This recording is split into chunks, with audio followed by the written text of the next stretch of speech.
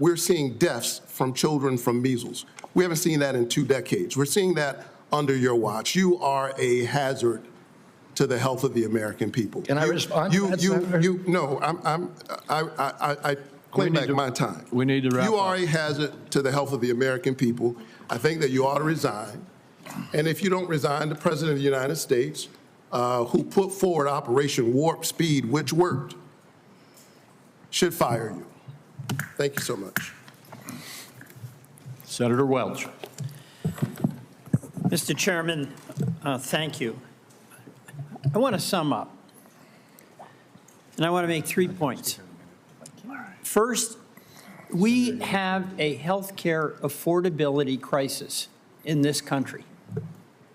And second, Secretary Kennedy's policies is making that affordability crisis worse, not better. And third, Mr. Chairman, the United States Senate is not doing its job. Health care. Citizens of the United States, our employers, our taxpayers, and our families pay the most and get the least. That has been persistent and chronic, and it's not being addressed, it's being aggravated.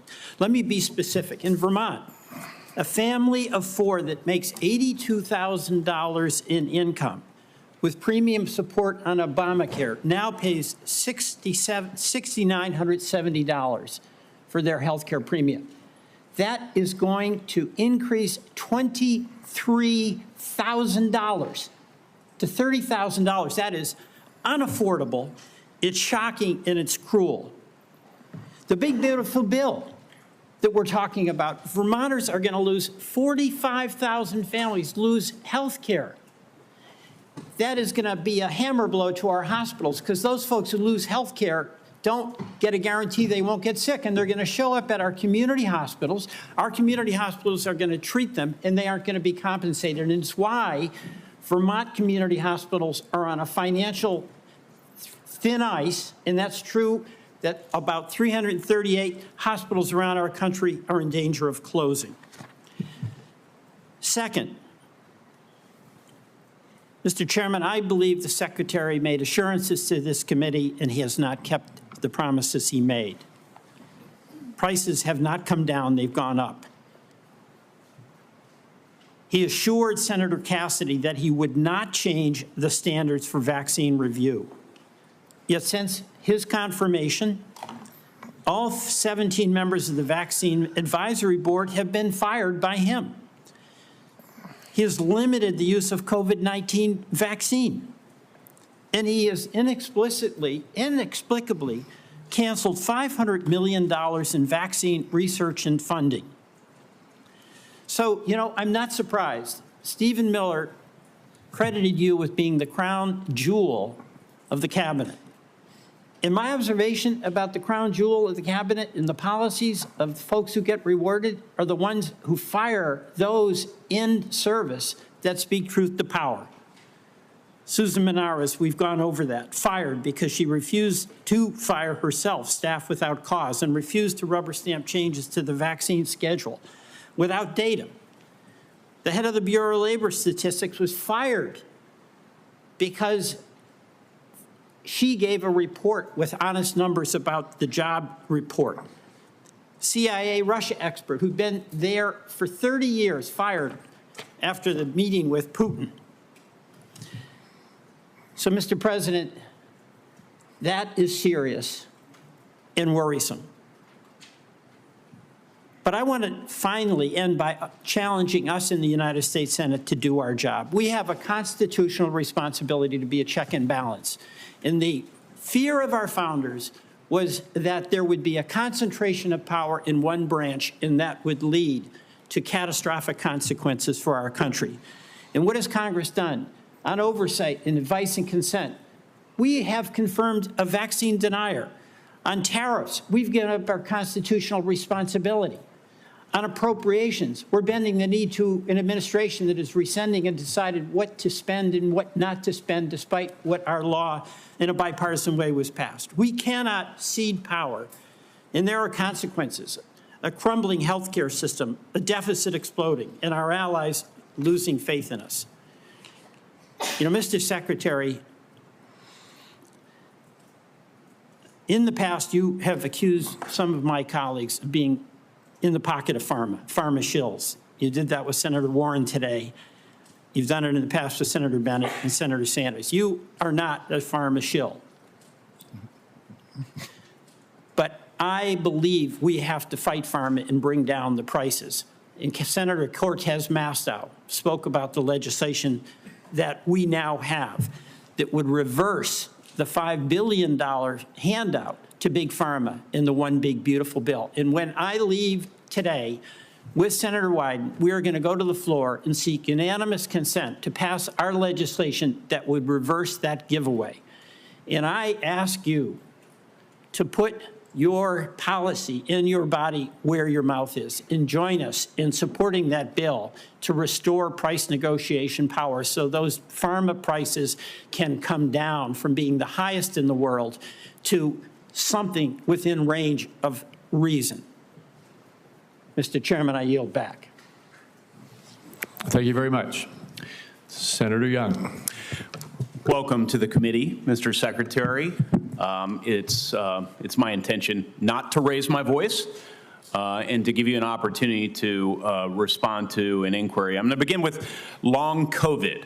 It shouldn't be a surprise to you. During each of our meetings, we've discussed my interest in making sure our government does its part to address this challenge, which afflicts, by most recent estimates, over 20 million Americans.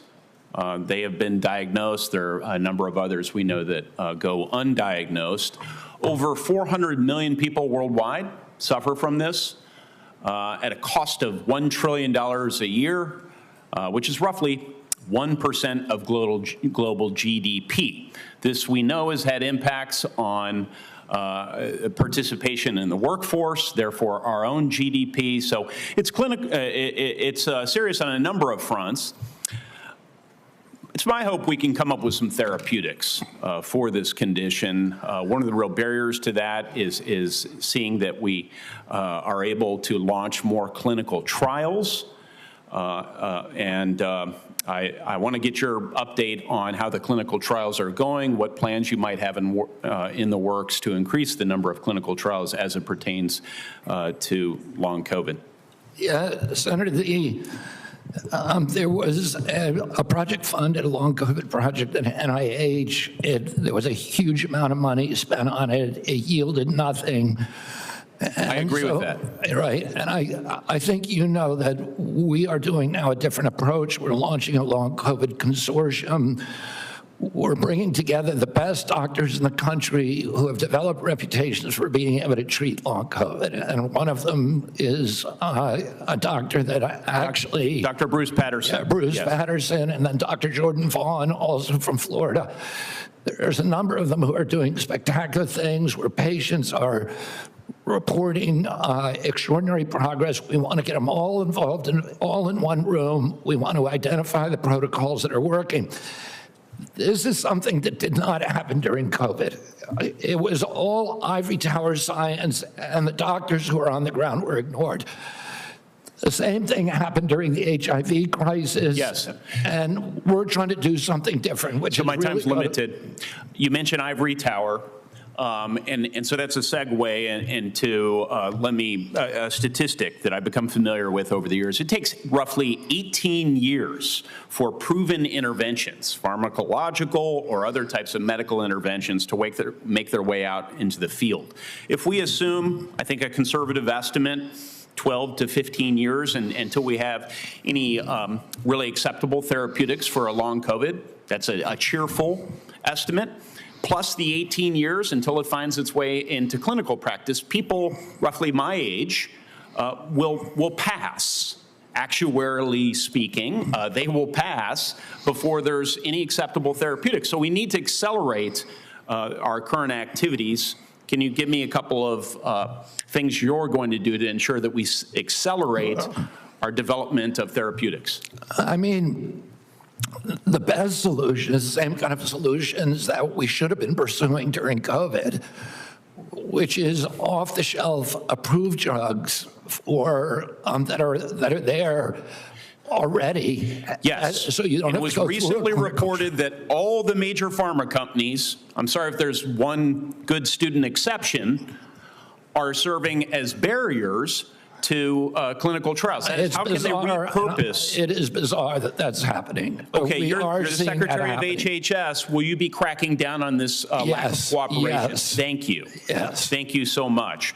Will you also be exploring research partnerships with other countries, seeing as I've established this is a global challenge? Yes. Okay. And that's what we should have done during HIV. It's what we should have done during COVID. Yes. Will you also be exploring whether ARPA-H, which has different research protocols than NIH, NIH is very good at what they do, but it takes them a really long time to prove things because of their rigorous process. ARPA is more practical, right? And so one could imagine ARPA-H tackling this challenge. Will you be encouraging? We're absolutely open to that, Senator. Okay. Will you be working with me and other members of the committee on your aggressive strategy as it continues Yeah, to and be looking for good articulated? ideas everywhere. Okay, the last thing I'd like to briefly touch on with the chairman's indulgence is just recognizing the president's leadership as it relates to the appropriate use of civil commitment to deal with homelessness challenges, mental health challenges, et cetera. He's taking a look at these practices. This can be a difficult in helping people off the streets who have serious mental illness get off the streets, receive the sort of treatment they really need to be healthy. Can you provide some very brief thoughts on this topic, and maybe then I could follow up with a phone call? On the topic of Civil commitment. it's We can follow up, it's Mr. mainly Secretary. happening in the States, so I want to hear your ideas on it if there's something that you think. Yeah, we should be doing. I think the president said, you know, we ought to take a look at it. If there's somebody in 20-degree below zero Yeah. temperatures consistently in Washington, D.C., and they're believed to perhaps have mental health challenges, might we consider how to offer them care Yeah, and you know, in a there's controlled setting rather than allowing them to freeze to death? Might that be Yeah. humane as we Well, reconsider perhaps the two application of you our could laws? follow up on that with each Yeah. All right. And Mr. Secretary, you've been here just like a minute or so under 3 hours. We appreciate that. We're not quite done yet. Senator Wyden has asked for one more round, so I said he, as the ranking member, should have the right to have one more round of 5 minutes for himself. And so Senator Wyden, why don't you go ahead? Mr. Secretary, we'll keep this brief. I want to ask about mifepristone. I was the first member of Congress to hold a hearing on this drug, which now has served more than 7.5 million women.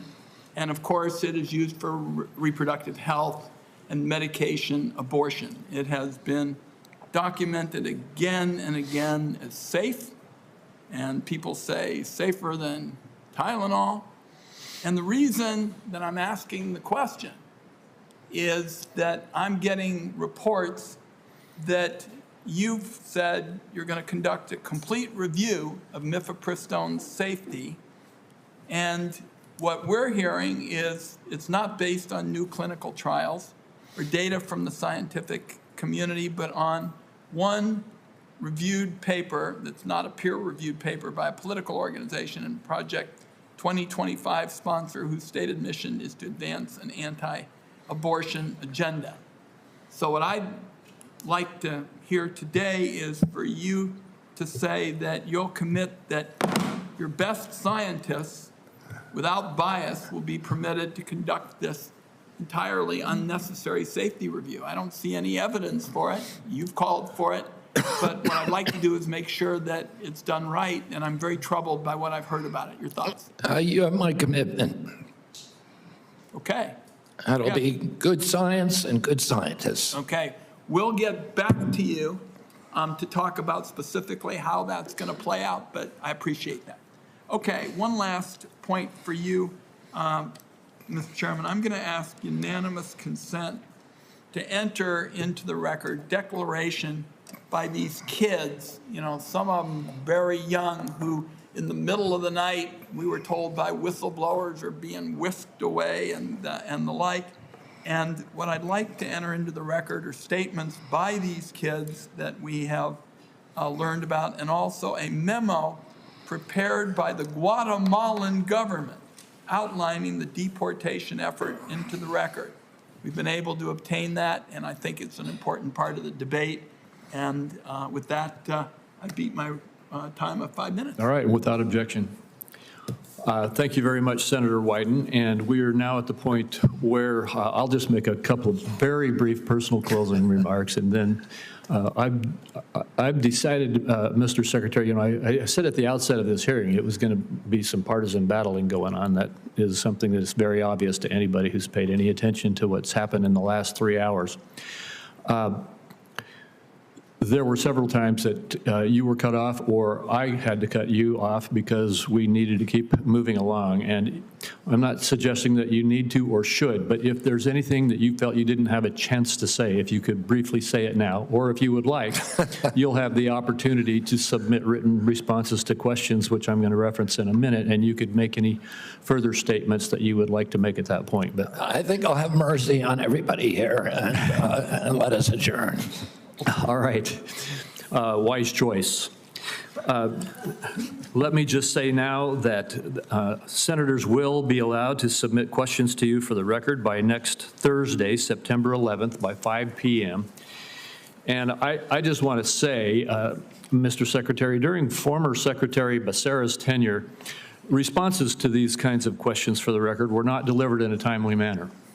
And the example I'm going to give you is that on March 22, 2023, he got questions. He answered in February 22, 2024, 11 months later. A year seems excessive. And I'm going to ask you and your team to not follow the precedent set by Secretary Becerra, and instead to respond as promptly as you can to the questions for the record that you receive. I asked that of every single nominee, and you may or may not recall, you've probably already told me you would do that in your nomination hearing. But with that, once again, to my colleagues, the deadline for submitting these questions for the record is September 11th at 5 p.m. And hearing nothing further, this hearing is adjourned.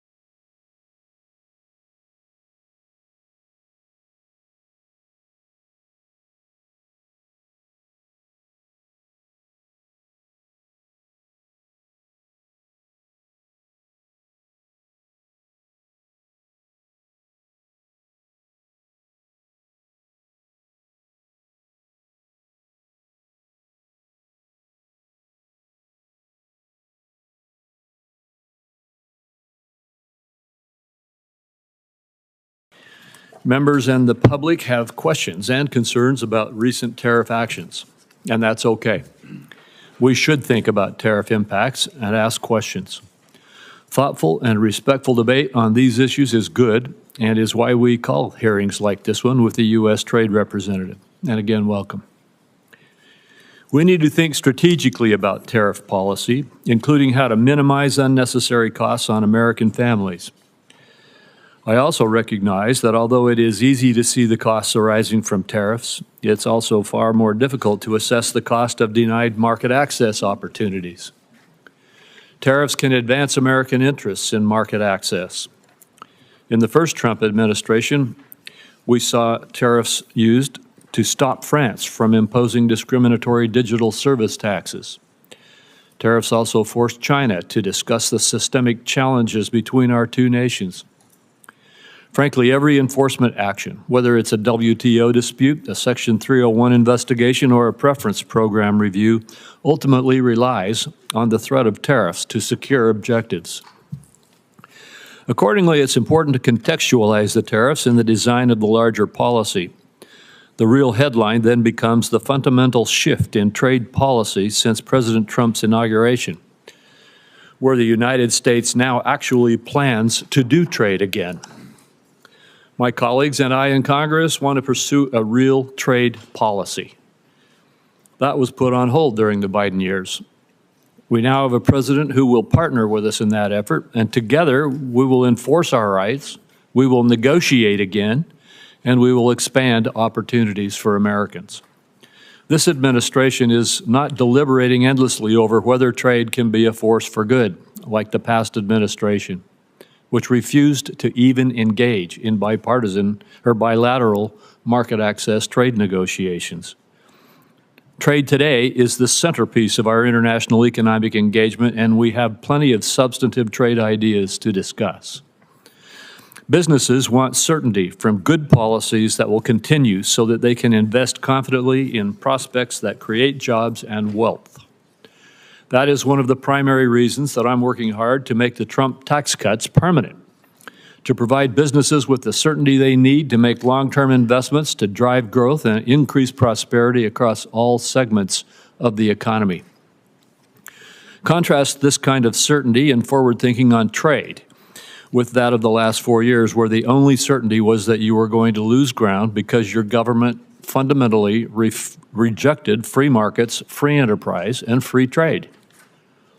The last administration turned to industrial policy because it was certain that the free market failed in delivering what government planners believed was necessary for climate and social agendas.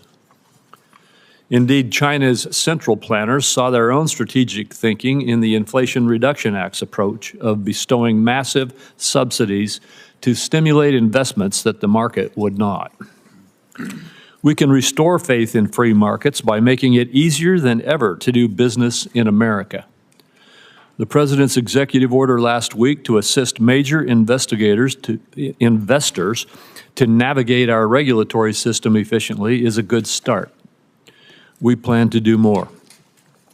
The Biden administration provided us with only the certainty that in the face of a foreign government's discriminatory policies like digital service taxes, data localization, or other non-tariff barriers, it would not stand up for its citizens because it believed that the so-called right to regulate trumped the principle of free enterprise.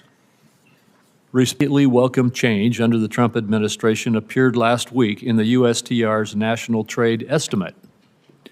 Last year, the Biden administration deliberately cut from the estimate a number of discriminatory measures imposed on America by foreign governments because it sided with those governments over our citizens. This year's estimate is exhaustive because the administration carefully identified all of the ways that Americans lose out in the global marketplace.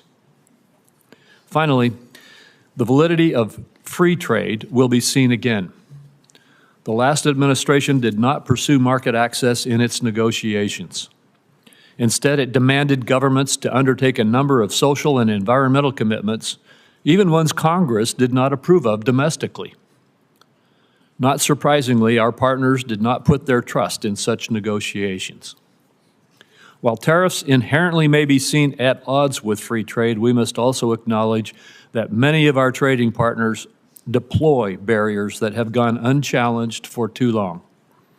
Free trade, by definition, must be reciprocal. We do not have it if others can impose barriers on us unchallenged.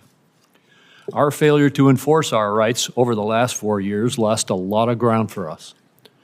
This cannot continue because what I am certain about is that American goods and services are innovative, high quality, and globally competitive.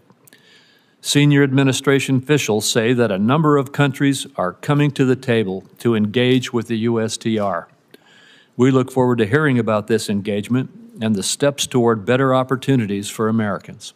With that, I turn to Senator Wyden for his remarks. Thank you very much, Mr. Chairman. Mr. Chairman and colleagues, today's hearing on the President's trade agenda begins with American retirement funds, investors, and our economy in purgatory thanks to Donald Trump's plan to hike tariffs to levels not seen since before the invention of the automobile. Prices are continuing to increase. Markets for made in the USA products are slamming shut around the world.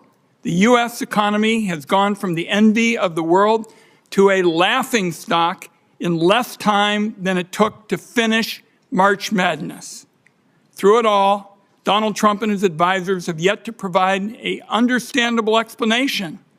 Any explanation for what his tax hike on the American people is supposed to accomplish.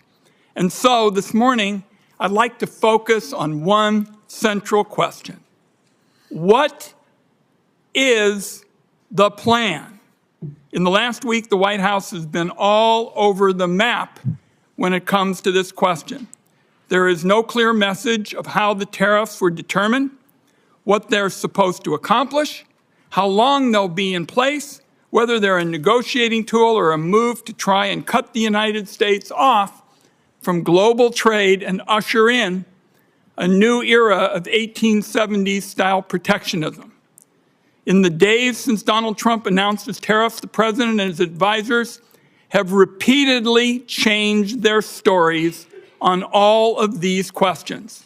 Last Thursday, Donald Trump said, quote, "The tariffs give us great power to negotiate," just after Secretary Lutnick and a top economic advisor told reporters the tariffs were not up for negotiation.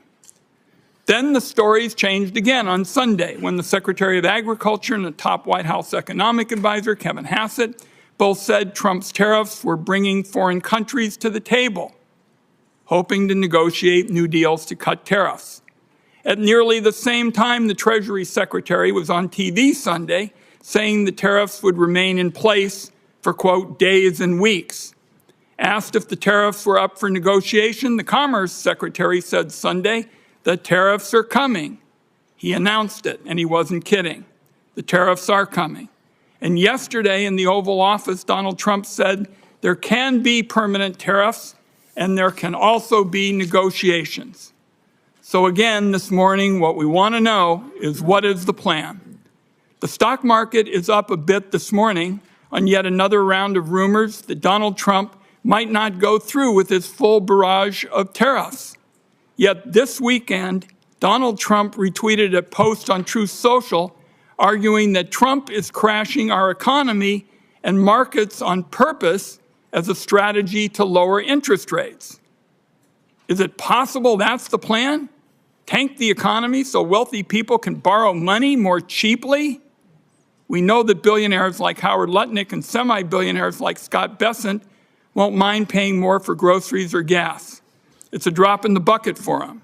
But for families, higher costs are going to get hurt. Higher costs are going to hurt. The nonpartisan Yale Budget Lab predicts the tariffs will cost families $3,800 in the first year alone. In Mr. Greer's confirmation hearing, he argued that economic security leads to strong national security. Our country is getting the opposite with these pointless tariffs. Destroying the foundations of our economy is not only disastrous for workers and families, it makes our people less safe. So you look at Stellantis, the auto company, laying off 900 workers in response to the tariffs. I talked to Pacific Northwest fruit growers who are being told no more American exports, and I hear from small businesses in Oregon that they'll have to pay more for the materials they use to make their products. And I worry that Americans will soon be poorer and face greater threats to our national security thanks to these Trump policies. Is that the plan? Colleagues, I'm going to close with this. The Trump aimless, chaotic tariff spree has proven beyond a doubt that Congress has given far too much of our constitutional power over international trade to the executive branch. It is time to take that power back.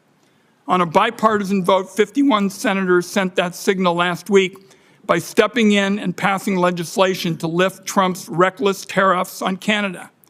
Well, now Donald Trump has slapped tariffs on about 180 countries, and this is a big unforced error that requires a big response. So let me close with this announcement. Today, I am proposing a new bipartisan privileged resolution to end the latest crop of global tariffs that are clobbering American families and small businesses. Members on both sides of the aisle ought to know that this is a call to action, and Congress must step in to rein this president on trade. Thank you, Mr. Chairman. Thank you, Senator Wyden. And Ambassador Greer, you may now make your statement.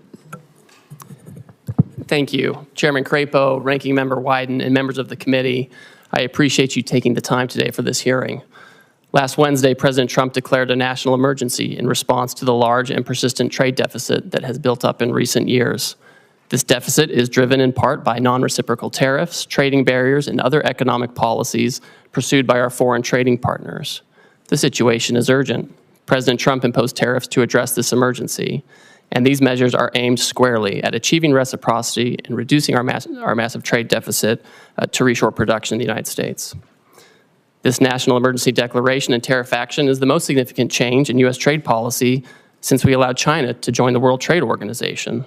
The American working class, in particular, has suffered concentrated losses from the so-called China shock and other adverse effects of past trade policy and the conditions that give rise to this massive trade deficit.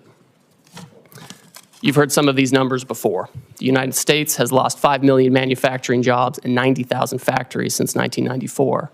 President Biden left with a $1.2 trillion trade deficit in goods, the largest of any country in the history of the world. The United States' share of world manufacturing output declined from 2001 to last year. In the fourth quarter of 2024, U.S. manufacturing as a share of gross domestic product was the lowest it had been in 20 years. During COVID, we were unable to procure semiconductors to build our cars, or nearly 9,000 ships. Last year, the United States built only 3 ocean-going vessels. Our agricultural trade balance, which historically resulted in trade surpluses for our farmers, was in deficit the last 2 years of the Biden administration and likely will take some time to recover. These are all serious indicators of an economic and national security emergency, and we can't ignore it. One important driver of these negative trends has been unfair, unbalanced, and non-reciprocal trade. This includes the effect of higher tariffs imposed by other countries on the United States, the effect of non-tariff measures that promote other countries' exports and obstruct U.S. exports, and other foreign economic policies favoring overproduction and degrading America's manufacturing capacity. And the lack of reciprocity is an important driver of our global trade deficit and with particular countries. So it's common sense to focus on these indicators. For example, the European Union can sell us all the shellfish they want, but the EU bans shellfish from 48 states. The result is a trade deficit in shellfish with the EU. We only charge a 2.5% tariff on ethanol, but Brazil charges us an 18% tariff. The result? We have a large trade deficit in ethanol with Brazil. Our average tariff on agricultural goods is 5%, but India's average tariff is 39%. You understand the trend here. Our trade deficit, driven by these non-reciprocal conditions, is a manifestation of the loss of the nation's ability to make, to grow, to build. And the president recognizes the urgency of the moment. On the first day of his second term, President Trump issued a comprehensive memorandum setting out his trade policy directive. And over the past 10 weeks, he has executed on nearly all of these priorities. He has tightened tariffs on steel and aluminum. He's imposed new measures on auto and auto parts not made in the United States. And on April 2nd, the president declared the national emergency that we've discussed. And so the president has imposed a reciprocal tariff along with a global baseline tariff to achieve reciprocity with other countries and to drive the dangerous deficit down. And the president's strategy is already bearing fruit. Over the past few weeks, a planned layoff for an auto production shift in Tennessee has been suspended. Another automaker is hiring additional employees and expanding overtime to increase auto production in Indiana. Companies have announced $4 trillion in new investment in the United States. Nearly 50 countries have approached me personally to discuss the president's new policy and explore how to achieve reciprocity, and they've spoken with many members of the administration. Several of these countries, such as Argentina, Vietnam, India, and Israel, have suggested that they will reduce their tariffs and non-tariff barriers in line with the president's policy. And these obviously are welcome moves. Our large and persistent trade deficit has been over 30 years in the making, and it will not be resolved overnight, but all of this is in the right direction, particularly as we start to negotiate with these countries. We must move away from an economy that's based solely on government spending and the financial sector, and we must become an economy based on producing real goods and services that provide jobs for working class and middle class Americans in their communities. This adjustment may be challenging at times, and in a moment of drastic overdue change, I'm confident, I'm certain that the American people can rise to the challenge as they've done before. I appreciate this committee's interest in President Trump's trade agenda. I'm glad we're talking about this. That's created debate. And we may not agree on everything, but I know that you want to do what's best for America. So does the president, and so do I, and we'll collaborate together on this. Thank you again for your time, and I look forward to our conversation. Thank you, Ambassador. Yesterday, Secretary Bessent stated that you and he both will lead trade negotiations with Japan. I am very pleased that President Trump has decided to press for market access in this case. I hope we'll see more negotiations that press for zero-to-zero barriers, but could you explain a little bit what is the scope of these negotiations? Certainly. Thank you, Chairman. So as you know, yesterday the President directed Secretary Bessent and myself to interact with the Japanese. We've already been having several conversations with them over past weeks. So this is not a new development, but we are taking it to a new level. Obviously, we want to have more market access in Japan. For us, we feel like we could have more and better agricultural market access. There are also structural impediments to some of our industrial goods in terms of standards and regulations and that kind of thing. I also think that there are things we can do with our trading partners, things that aren't always purely in the trade sector with respect to economic security, whether it's export controls alignment or investment screening alignment or energy, making sure that our partners are tied up with us with respect to liquefied natural gas and other resources, as opposed to being dependent on other countries that may not be as friendly. And so I think all of these factors will go into these discussions with Japan in the coming weeks. Well, thank you. And as you indicated in your testimony, you've been approached, the administration or you have been approached by about 50 other countries already. I assume that the objective in these approaches, and I assume that there will be discussions and negotiations with them, but first, could you verify that? Is the objective here to engage in market access negotiations with these countries? Chairman, as these countries approach us, the idea is that we've had years and years of non-reciprocal access, and it's contributed to these trade deficits. As the countries come to approach us, what we've told them is, if you have a better idea to achieve reciprocity and to get our trade deficit down, we want to talk to you. We want to negotiate with you. And it goes both ways. Sometimes they have exports to us that are driven by subsidies and unfair trading practices. And then obviously they have non-reciprocal treatment on their end where they block our exports, sometimes through prohibitive tariffs, quotas that are not administered in the appropriate way, or other unfair trading practices. So these are the kinds of things that should be targeted. And I don't want to prejudge the negotiations, but if they're able to provide an alternative plan that can further these objectives, I think we're open to that. Well, thank you. The America First Trade Policy Memorandum rightly tasked the USTR to review China's compliance with the Phase 1 agreement. Under the agreement, China is obligated to purchase more U.S. goods and change basic practices and laws, the so-called structural commitments. The prior administration refused to discuss whether China complied with its structural commitments. And by the way, these were commitments made in response to tariffs in President Trump's first presidency, correct? That's right. What is your analysis of China's compliance with the structural commitments that it made in Phase 1 so far? Our assessment, Chairman, is that in the initial stages of implementing the agreement, China made significant movement to make these structural changes, whether it was with respect to agricultural rules, financial services, or IP. We found during the Biden administration there was little enforcement and little communication, and that the Chinese did not comply with this agreement in large part. I've had a call with my counterpart. I've communicated to him our feeling on this, that they have not complied with the agreement. And I think we're disappointed by this. It's not surprising, but we are certainly disappointed by that. And now you're engaged to, again, see if we can get compliance. We will see, right? The Chinese obviously have agency in this. It's not just a matter of U.S. policy. We, of course, welcome and we hope that foreign countries will change their practices to make sure that they're fair. And we look forward to continuing to monitor that situation. Thank you. The administration has announced it's negotiating an agreement also with India, and it appears already to be yielding results, such as India dropping its digital services tax. Although India has high tariffs, its non-tariff barriers are just as significant, if not more so. Will you try to include commitments on matters such as intellectual property, technical barriers to trade, and science-based agricultural rules to take on those barriers? Yes, and I have a standing call with my Indian counterpart to address these very issues. All right, thank you. Senator Wyden. Thank you. Thank you very much, Mr. Chairman. I saw at page 4 of your testimony, Mr. Greer, you said the president's strategy is already bearing fruit. Well, I can tell you for a lot of Oregonians who have 401ks that are being drained out, that's pretty rotten stuff. And you ought to realize how serious this is for the country. Now, everybody in the administration practically has a different story about the Trump tax hike. So I'm interested in knowing what the story is today. Will higher tariffs go into effect tomorrow as announced? Senator, yes, they're scheduled to go into effect. We are having negotiations with all kinds of countries at this time. The president's fixed in his purpose. The nature of the emergency that I discussed earlier is not something we can wait on anymore. So we will have the president's plan go into effect, and we're coupling that with immediate negotiations with our partners as they seek to. So it's not a question of something being scheduled.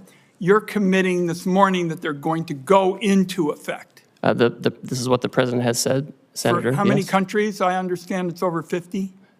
That are negotiating with Yeah. us. We have about 50 that have come to speak with us, and I'm constantly talking to my counterparts. I have staff right now at USTR meeting with others, and we will have the tariffs in place, and if the other countries can come to an agreement on reciprocal trade, then that's something that the president can consider. I don't want to prejudge the negotiations or the president's decision, but that's what we're doing. Now, you've said you've been negotiating deals. Foreign countries have already retaliated against our farmers and ranchers and small businesses. How can you commit that negotiations are not just going to stop bleeding, but are actually going to open up markets that the Trump tariffs have closed off? So, Senator, we've already had many countries, many of our markets, explain that they are not going to retaliate against the United States. And in fact, Vietnam, for example, they've lowered their tariffs already on cherries. They've lowered them on almonds and apples, things I know are important to the Pacific Northwest. And this is exactly the right direction that we want to go in. I look forward to hearing from you what other kind of market access you want as we enter into these negotiations. What's the status of China? As you know, that's a big market for us in the Pacific Northwest. What's the status of discussions there? I don't see much progress. What I see is it looks like it's going to escalate and escalate some more and hurt our consumers and our small businesses in our part of the world. Well, Senator, unfortunately, China for many years seems to be choosing its own path on market access. Again, they have agency in this. They elected to announce retaliation. Other countries did not. Other countries signaled that they'd like to find a path forward on reciprocity. China has not said that, and we will see where that goes. I think we need to work with our closest friends to make sure that we have trading arrangements that work. And if the Chinese are open, we'll see what. But they haven't signaled that at all. So I don't think that's in the very near term with China. I just am concerned that there's no strategy at all. I'm committed. We understand in the Pacific Northwest what the stakes are. To have a smart, tough strategy. I don't see any strategy at all, and you really haven't said much about what the strategy is this morning. Senator, I appreciate your concern. I want to keep having a conversation with you about this, but I see a distinct difference between those countries who have come to us and they said, we understand your issues, we understand the deficit, we understand your desire for reciprocity, and we want to work with you on this. And the Chinese approach, which has been, we're going to retaliate. We're trying to remedy a situation. We're trying to remedy a situation that's persisted for many years. And it would be wonderful if the Chinese agreed with that and wanted to persist in, work with us on that. But that's not where they are. And the president has recognized this, and he wants to focus on other partners. Let's talk before my time is up about services.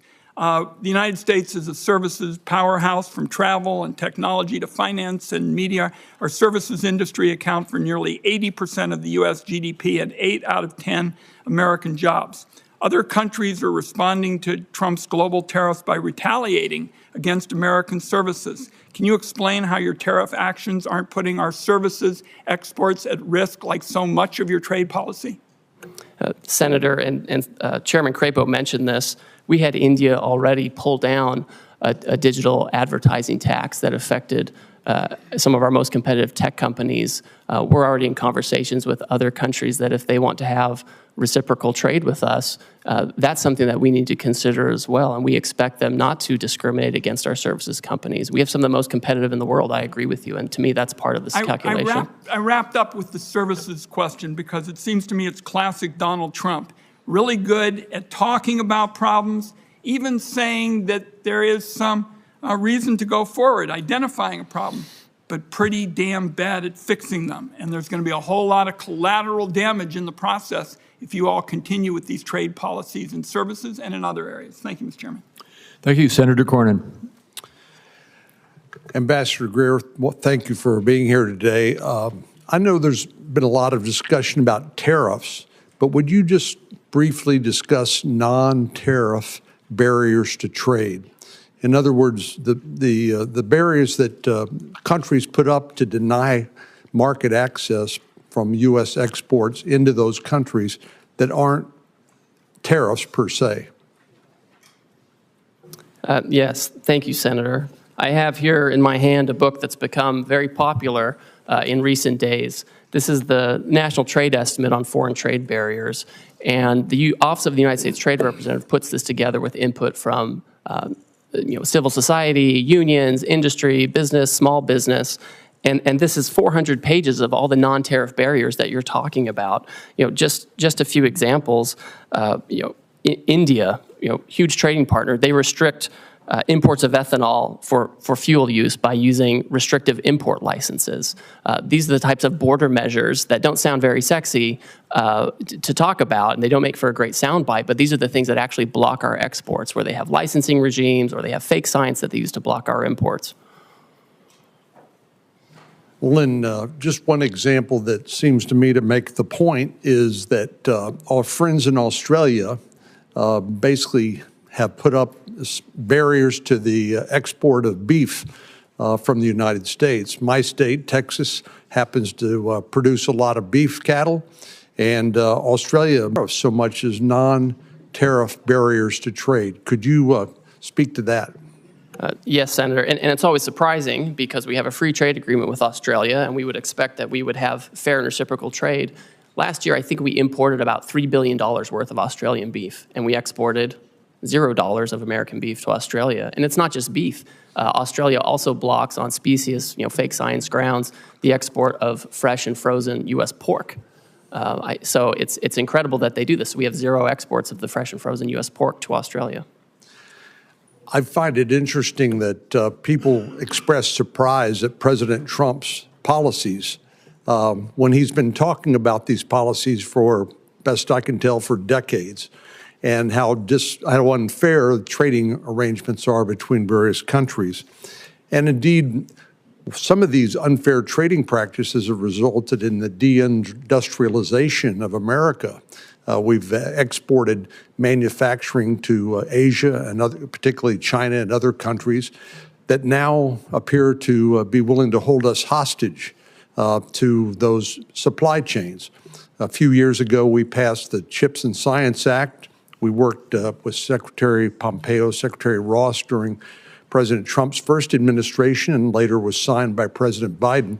but to bring advanced semiconductor manufacturing back on shore, because we recognized that the vulnerability that existed, if there was another pandemic, there's a natural disaster, or heaven forbid, a military conflict break out in Asia, we wouldn't have access to these advanced semiconductors that run everything from your cell phone to the avionics on an F-35 Joint Strike Fighter.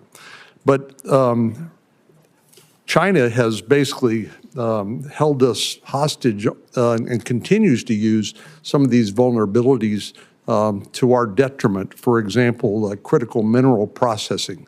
Would you speak to the vulnerability that exists as a result of China basically processing 90% of the critical minerals in the world that are essential for our daily lives? Yes, Senator, and that figure is always one that gives me great concern, the 90% of the processing. We do have critical minerals in the United States. We have lithium here. We have other critical minerals here. And a lot of it is that China has centralized the processing of minerals, right? We have in the Western Hemisphere, in Bolivia, in Chile, we have all kinds of critical minerals, and that's in our hemisphere. But they get sent to China, they're processed, and they come here, and then if China wants to exercise economic coercion or other practices, they do have a stranglehold on these kinds of things. That's a very dangerous situation to be in. I mean, this is part of the urgency of what we're talking about. And I think as the Trump administration certainly takes action on trade, but also takes action on the environmental side and permitting and regulation, that's an area where we can actually have more of that activity here in the United States, or we can work with our trading partners to try to incentivize production there as well. Thank you very much. Thank you. Senator Bennett. Thank you, Mr. Chairman. Ambassador, it's good to see you again. Could you talk a little bit about the relationship of the tariffs that you have put on and rising prices for the American people? What is it the American people should expect to be able to suffer as a result in terms of rising prices? I understand your position is that the long-term gain is worth the short-term pain, but what is that short-term pain going to look like? So Senator, I think we can look at, I think we should look at history and data for this. You know, it's hard to project what's going to happen with prices, but we know in the first Trump term, the president imposed historic tariffs on China on an enormous amount of goods coming from China. And during that time, inflation went down by 0.1%. During the Biden administration, the historic inflation was not on imported goods or related to tariffs that President Biden put in place. It was related to, frankly, services, healthcare, education, et cetera. So I think there's not really a one-to-one on tariffs and price effects, and so many things go into price. I know you think I'm probably like dodging and weaving on this, but I'm looking at data, sir, yeah, and the data shows it's not one-to-one. I know you're smart enough to know that the likelihood is that prices are going to go up for the American people as a result of the tariffs that you put in place. Do you disagree with that? Oh, I mean, when you say that the American, in your testimony, that you expect the American people will bear the burden, or that, and I'm sure they will bear any burden on some level. But what do you think that burden is actually going to look like? Well, I think the challenges, frankly, are going to be more for companies that are largely dependent on imports from China and Asia, where they have to adjust their supply chains in a quick set of time. Yeah. And the way the tariffs get allocated between the foreign producer and the importer, that's where the majority of adjustment we have a bunch comes. of those companies in Colorado, and I know that Osprey Packs, for example, they probably don't want me to mention them, but I will. And in Southwest Colorado would be a very good example of that. I mean, they are very dependent on the supply chain from Vietnam, and they probably are really worried today about what's going to happen, which a lot of people are. I mean, I think one of the things about the situation we find ourselves in is the degree to which we've now created huge uncertainty in our economy, and I'm worried that that is going to result in a lack of investment, capital investment. You mentioned some new investments that have been made in our economy, but I think that anybody who knows anything about the economy knows that uncertainty results in people freezing up, a paralysis, a lack of investment, which is going to make it hard for our economy and may actually provoke a recession. Could you comment on your concerns about that and how you're thinking about that? And I have one more question before I'm out of time. So Senator, the best way to have certainty is to build in the United States, right? That's the best way to have certainty. But that's going to take a long, long time. And what's going to happen in the meantime, do you think? So, Senator, we have, I would say, dilly-dallied for years on this issue. We've done these, broad studies, which are interesting and helpful that we saw come out of the Biden administration. Right. But we have to act. I can't sit for 3 years and try to fine-tune something. I hear you. I hear you say that. But you could have made a different choice, which was to strategically target a geography, to strategically target Beijing, strategically target certain industries where, all industries in America weren't affected at the same time. You didn't make that choice. I mean, you're in the midst of having trade negotiations with 90 different countries at the same time by your own testimony, all of whom can make their assessment, I assume, these are sophisticated people, about where the pressure points are on you, where the pressure points are going to come for us to not necessarily get the best deal because we're spread all over the globe negotiating every one of these agreements at the same time, rather than a more strategic approach, which would have had the benefit of giving us, I think, a much greater degree of certainty about where we were headed. Obviously, you made a different choice, and I'm just curious about how you think about your responsibility. How you think about that. So I would note, and I think it's thoughtful to think about things in this way. If you look at the results of the reciprocal tariff, the Western Hemisphere generally is at the lowest tariff rate. If you look at where we have our largest problems with non-reciprocity and deficit countries, it's mostly in Asia. And so you do actually see pretty strategic outcome with respect to promoting production in the Western Hemisphere as opposed to where we have all this overproduction in Asia that's given rise to our current problems on trade. I would just say in closing, Mr. Chairman, that's true. What the ambassador said is true, but it still doesn't, I still cannot fathom why we are treating Canada and Mexico, our largest trading partners, basically the same way we're treating Beijing. It doesn't make any sense to me. It makes no sense that we would do it all at the same time like that. And we're going to have to stay on it, which is why some of us have introduced legislation to make sure that Congress begins to take its appropriate role again in making these very important trade decisions. Thank you for your testimony. Thank you, Senator Lankford. Mr. Chairman, thank you. Thank you for the work that you're doing. You've got a lot on your plate, and appreciate the focus right now on this. Let me come from a perspective of a lot of Oklahoma farmers and ranchers and manufacturing folks and retail folks, and quite frankly, folks that sell to retailers that are in Oklahoma. They've got several questions that they've actually sent to me pretty quickly, so I want to be able to bounce a few of those. The goal of this is to do more trade internationally, that the United States would be able to manufacture here or produce here and sell more internationally, and that we would have that opportunity to have increased market access. Is that correct? So, Senator, I think that's accurate, because when we're trying to get down a deficit and have more production here, necessarily part of it is making sure we're not getting too many imports that are driven by unfair trade practices, but also promoting our exports overseas. So then right now there's a lot of negotiations going on. There was a lot of questions for several days whether we're negotiating or not negotiating. I'm hearing from you pretty clearly today. We are open to negotiate. We're trying to be able to establish better trade agreements to be able to move forward. Do you have any timeline on certain countries or places that you have set internally to say we hope to have negotiations complete by this point? Obviously, negotiations can extend as long as they have to, but is there a timeline you're dealing with? So the president has indicated that he's willing to negotiate with parties that want to pursue reciprocal trade with the United States. We don't have any particular timeline set on that because, as you pointed out, Senator, the outcome is more important than setting something artificially for us. What I can say is I'm moving as quickly as possible, and a lot of these countries are moving very quickly, and we're working on the weekends, we're working at night as folks want to engage on this. Now, I will say, I know you want to ask something, the trade deficit has been decades in the making, and it's not going to be solved overnight. Right. Yeah, everyone understands that well, and everyone that I talk to is grateful that we're actually attacking the trade deficit issue and try to be able to bring down barriers to trade. They also want to get a timeline. Let me give you, for instance, I've got an Oklahoma company that several years ago spent millions of dollars to be able to move out of China.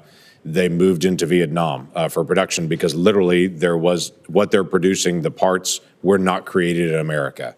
So they were looking for other places to go. They spent all the money, spent all the time, shifted out of China, got to Vietnam and established there. Now they're saying, we've got giant costs in Vietnam at this point.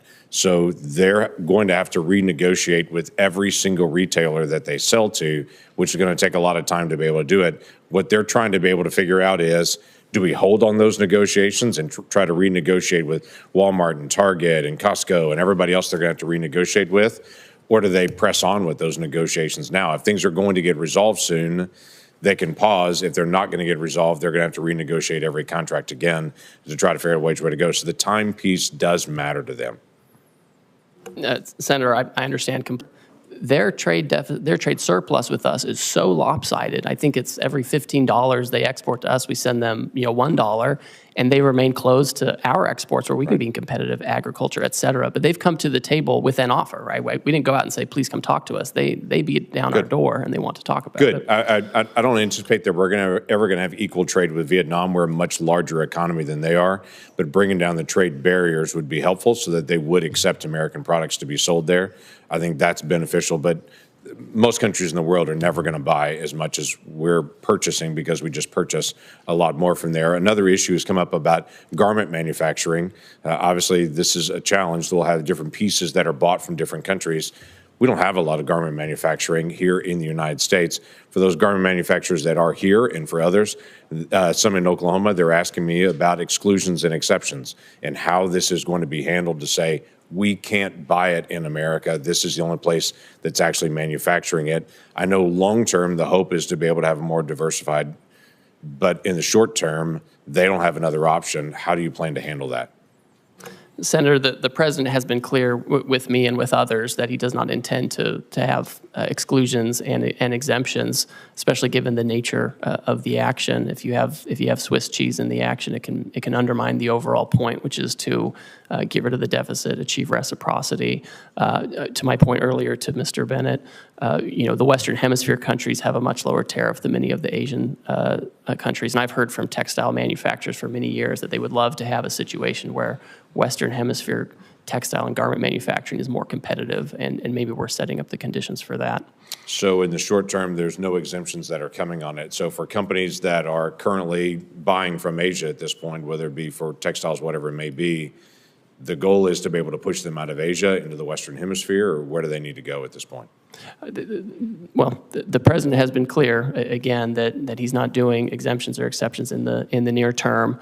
My own sense is, given the tariff differentials between Asia and Western Hemisphere, I think people can start making decisions based on that. Senator Whitehouse. Thanks, Ambassador Greer, for being here. Just to sort of frame our conversation, tell me what a negative externality is. This is something you and I like to talk about. Yes, we do. This is a situation where you have a foreign country where perhaps they have actions such as poor environmental regimes or lax labor laws, and they don't bear the cost of that. Instead, they send their goods that are the product of these processes where they have lax regulatory regimes. They send it here, and we end up bearing this. They externalize these negative externalities to us, and we have to bear it, and our workers have to bear it, and we don't compete on a level playing field. So two things are wrong with this. One, the customary negative externality is pollution. And to the extent, for instance, on an issue I've done a lot of work on in bipartisan fashion, plastic in our oceans.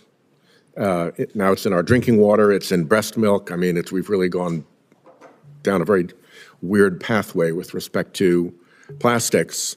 If China, for instance, is responsible for dumping 60 or 70% of the plastics into the Pacific, then that's a harm to us, correct? Yes, I agree. Because it's a commons, the ocean, and we suffer from that. And then if the Chinese company is exporting their goods to the U.S., and that Chinese company has a lower cost for its product because it doesn't have proper pollution control with respect to plastic, and the U.S. company does, then that's an unfair trade imbalance, correct? Yes, I agree with that. So two things are wrong when we get into this situation of foreign countries allowing pollution that our companies pay to prevent. That's right. And that's an appropriate place for tariffs to be deployed to offset that trade imbalance and help protect the commons from this particular tragedy, correct?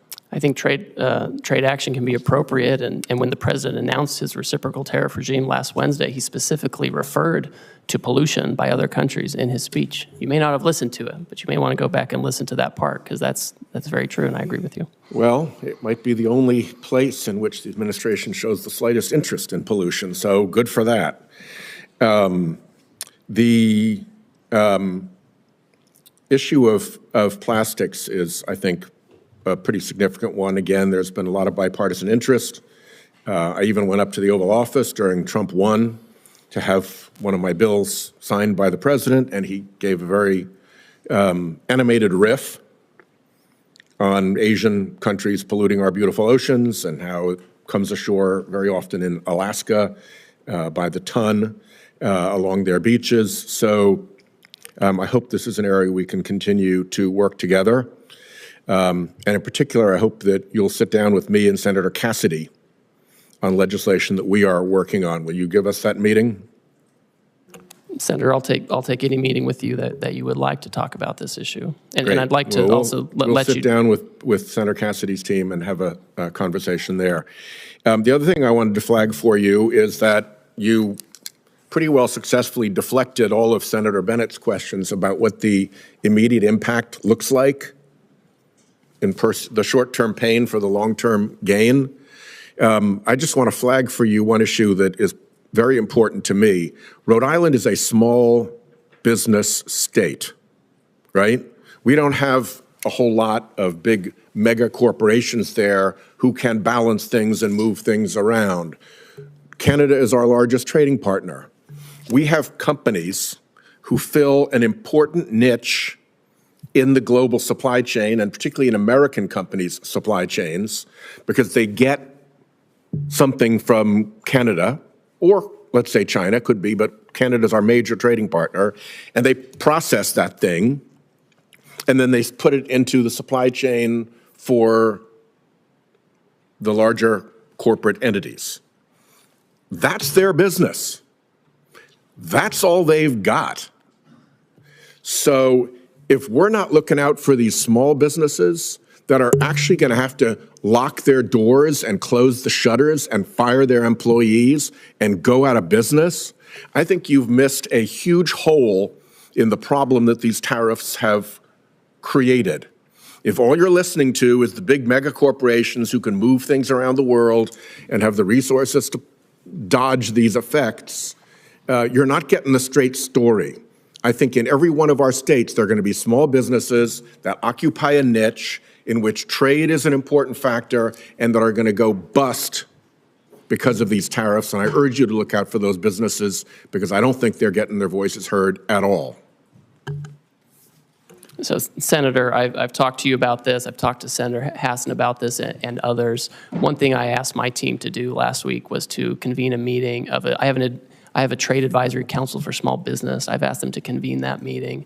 I've connected with the Small Business Administration. They have an international trade desk there. I've talked to I have an office that also deals with small business because I do want to hear it. I think it's important that we hear it because they don't have the same voices in Washington. I will say right now, Canada and Mexico, things coming from Canada and Mexico that comply with the United States-Mexico-Canada Agreement come in duty-free. They continue to do so if they follow the rules. If they don't follow the rules and are trying to put in Chinese stuff, that's going to be tariffed. But if they follow the rules, they're going to be getting the duty-free treatment they're due. Well, a small business that has gone broke is not very amenable to a meeting. They don't exist any longer. Senator Hassan. Thank you, Mr. Chair and Ranking Member. Good morning, Ambassador Greer. Thank you for being here.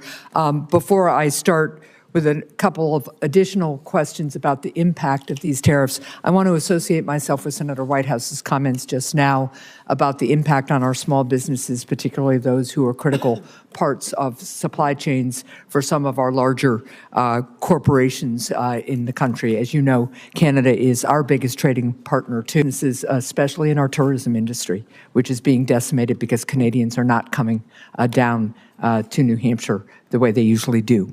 Let me ask you about a couple of other things. President Trump's tariffs have made almost everything that families buy more expensive. The president imposed a 10% national sales tax on all imports into our country and an even higher sales tax on imports from more than 50 countries, including our allies like Canada. This is the largest tax increase in over half a century, and it's going to cost the average American family $3,800 a year. Their morning cup of coffee will cost more, so will new shoes for their kids, and so will fresh fruit. So my question to you, Ambassador, is how much revenue from the president's national sales tax will be used to give tax breaks to billionaires? So, Senator, as you know, any kind of tariff revenue that comes in to the United States government, it goes to the Treasury, and Congress will decide what happens to that money. Obviously, the president wants to have a very competitive tax policy that's good for everybody. That was part of why he had such a successful economy in the first term, is he married trade action with good tax policy to have $7,000 an increase in real wages over that time. Well, let's let's be really clear. The president, besides the contradictions in the way he talks about the purpose of his tariffs, the president's made very clear that he sees tariffs as a way of increasing revenue. At the same time, he's working with the majority in Congress to give additional tax breaks to the wealthiest people in the country at the expense of working people who are going to be paying more for everyday goods they absolutely have to pay, goods they were hoping were going to cost less, given the president's campaign promises. But of course, he isn't keeping to those campaign promises as prices continue to go up. Now, the president's national sales tax is increasing prices for families. It's also causing huge losses in Americans' retirement savings. Ambassador Greer, would the administration reverse course if the president's tariffs led to 10% inflation? Senator, the president is fixed in his purpose. This trade deficit and the offshoring and loss of manufacturing jobs is something that's persisted for too long, and it's dangerous. I understand your justification for the policy, even though there are some very contradictory justifications coming out of the administration. But my question is, what's the inflation rate where you guys would reverse course? 10% inflation that I just asked you about, that is higher inflation than we saw at the peak of the COVID economic crisis. But you aren't going to say here today that you would reverse course even if you created inflation as high as we had at the peak of the COVID economic crisis. I think the most serious inflation we saw was during the Biden administration. When we did tariffs in the first term, inflation went down. I just don't. It's not going to be a one-to-one. Inflation about how much money you're putting into the supply. Well, it's not about let's just be tariffs really on clear products. that the Trump administration is here today to say that even if inflation hits Americans' pocketbooks at 10% because of these tariffs, then the Trump administration is still going to go charging ahead. So, Ambassador, would the administration reverse course if the president's tariffs caused a 50% stock market crash, which would hurt Americans' retirement savings even more than they've been hurt in the last 10 days or so? Senator, the fundamentals of the economy are so strong. We had 228,000 jobs last month. We have 9,000 additional manufacturing jobs from the month before. Your answer is even if the stock market crashes 50%, which is how much the stock market crashed in the Great Recession, you're not going to say here today that you would reverse course even if you crash the stock market and harm retirement savings as drastically as happened during the Great Recession in 2007. Senator, your hypotheticals are not consistent with the history we have seen with the use of tariffs. My hypotheticals are based on the fact that a lot of Americans are looking at their 401ks today and wondering how much of a lifestyle change they are going to have, or whether they're going to be able to retire when they plan to, because of the recklessness and haphazard nature of the Trump administration's imposition of tariffs. Nothing was thought out about this. This has been a haphazard, incompetent effort, and it's showing. Thank you, Mr. Chair. Thank you. Senator Cassidy. Hey, Mr. Greer, thank you for being here. When I speak to my rice people and my shrimp people back home, they say that the tariff barriers and the subsidies by other countries for those products are so much that it is putting some of our shrimpers and some of our rice people either out of business or in incredible financial binds. And so the fact that the president is attempting to address these as well as the non-tariff trade barriers is incredibly important. Let me first say that. But I'll also hear from my producers that the mean tariff being selected to apply to a country may not account that for rice, for example, the tariff is much higher for that particular product, and that it is not adequate to address that which is taking place. Any thoughts on that, and how can we have something more particular for products which are really over tariffed? Yes, thank you. And I appreciate that concern, and the tariff rate applied to many of these countries, again, was a countrywide rate. It wasn't product specific. My sense is if countries come to us and they expect to have some kind of a different plan, they will need to change these things, right? And they will have specific products, specific barriers that they would have production back here. He wants to see our agriculture producers doing well. And these countries just have to have reciprocal trade with us. And that means taking care of the types of barriers and tariff rates you're talking about. So it sounds like you, one of the things I think they want to know is that since shrimp might be a relatively small part of trades with some of these countries, that the interest of, for example, shrimp will not be sacrificed in part of a greater whole. No, I think, and I saw a really interesting article today in the New York Times on shrimp. You may have seen that, where the tariffs have actually given a bit of a lifeline to these shrimpers. And I think that, you know, if there's going to be any kind of change to any of this, and I'm not going to prejudge that, we have to make sure that our industries are protected adequately, so we don't go backwards with the deficit. Let me ask, in the President's America First trading policy, there's several sections relating to free trade agreements and how they will be evaluated. Senator Bennett and I are working on an America's Act, which would be a hemispheric trade policy, which would have several purposes. One, to strengthen those ties. Secondly, to keep the Chinese from making the incursions that they are absolutely making throughout the hemisphere. Some are calling the Caribbean a Chinese lake. And so this would allow us to push back upon that. Can you share anything regarding the analyses of the free trade agreements we have within our hemisphere, and then specifically on countries like Argentina who would like an FTA with our country? Certainly. I would say that we are first and foremost focused on addressing this emergency and the reciprocal tariff action and implementing it appropriately.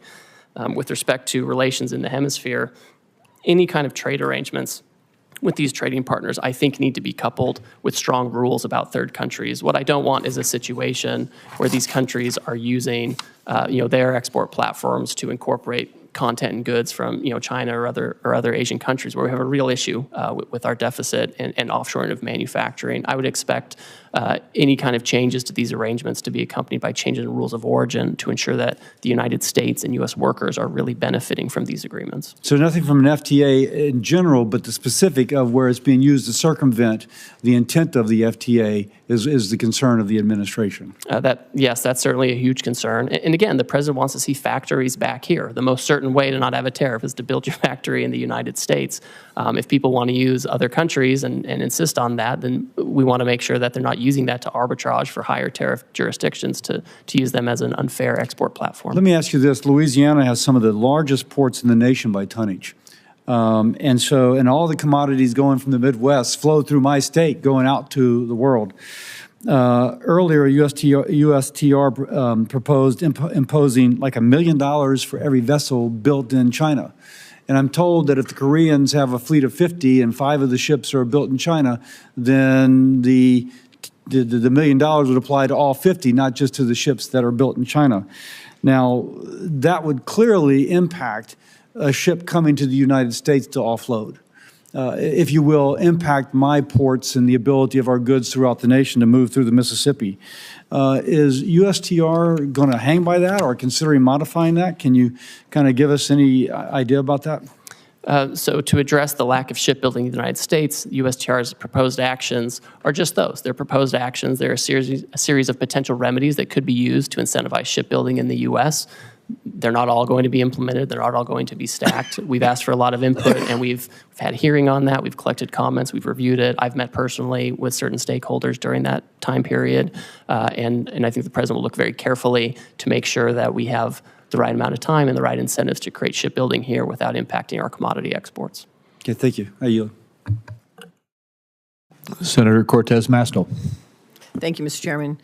Ambassador, as USTR's Chief of Staff in the first Trump administration, you oversaw the negotiation of the U.S.-Mexico-Canada agreement, the USMCA, and the renegotiation of the Korea-U.S. Free Trade Agreement, the KORUS.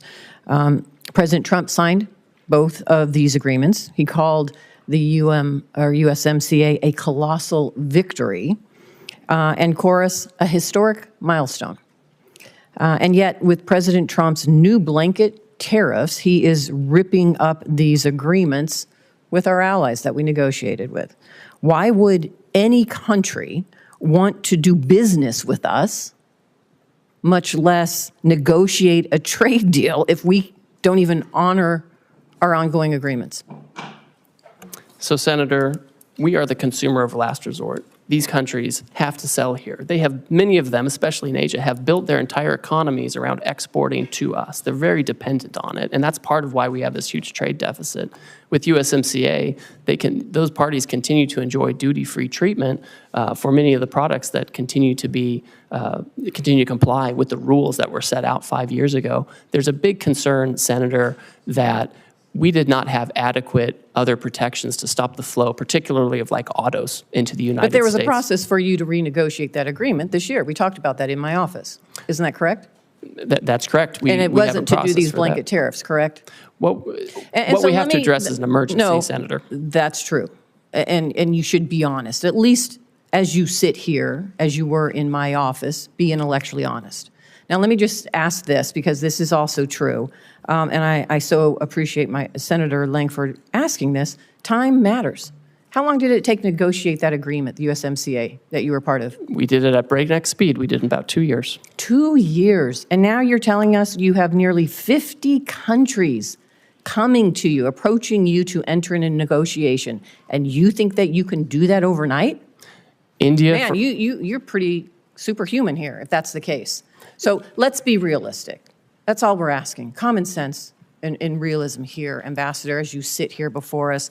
And let me talk about something else that is really important for my state, and I think this entire country, because this administration is forgetting that we have $1 billion economy when it comes to tourism into the United States. People know Las Vegas. My state is Nevada. We rely on tourism to our state, and now we're seeing an impact because of these tariffs, not just from Canada, but I am hearing from so many that are in the tourism and kind of leisure industry. We are seeing impacts because now this $1 billion industry of international tourism is having an impact on our economy. And this is a service industry. Let me just say this. I'm kind of offended by your testimony today that says we must accept self-inflicted economic pain, and I quote you by saying, to become an economy based on producing real goods and services. What does that mean? What does that mean to my service industry and every service industry across this country that relies on tourism and travel? That is the backbone, really, of part of our $1 billion economy. What do I tell them? That they just have to suck it up? That they're not really part of this real services? That you have another idea for the jobs that they should engage in? What do I tell them? Oh, Senator, of course those are real services. The whole, so what are you doing about the impact what are you doing about the impact of international tourism and now these blanket tariffs having a negative impact? What are you doing to address that? The whole sentence, Senator, said that we need to get away from government spending as funding our economy and financialization, and we need to move to real goods and services, including the tourism you're talking about. So it's what are you doing to impact important. the negative impact of tourism right now? Well, one thing I'll say is we can't have the status quo, right? I keep hearing that we should have, essentially what I'm hearing is we should have the status quo. We should keep the $1.2 trillion trade deficit that Biden left us with. I'm asking you, and I don't think that's adequate. What are you doing in this administration to address Now, the impact that you're having with these blanket tariffs, not targeted tariffs, blanket tariffs on international tourism, that is a big impact to our economy. What are you doing to address that?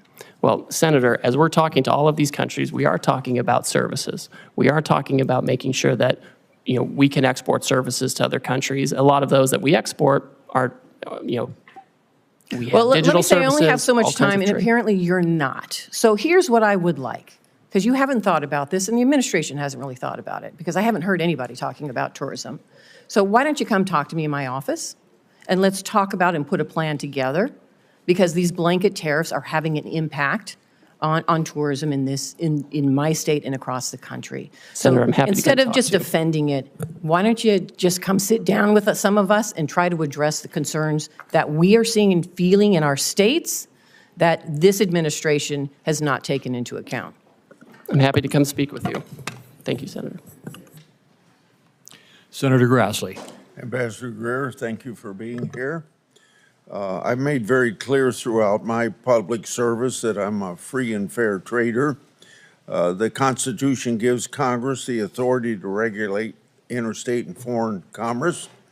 I believe that Congress delegated too much authority to the President in Trade Expansion Acts of 1962 and Trade Act of 1974.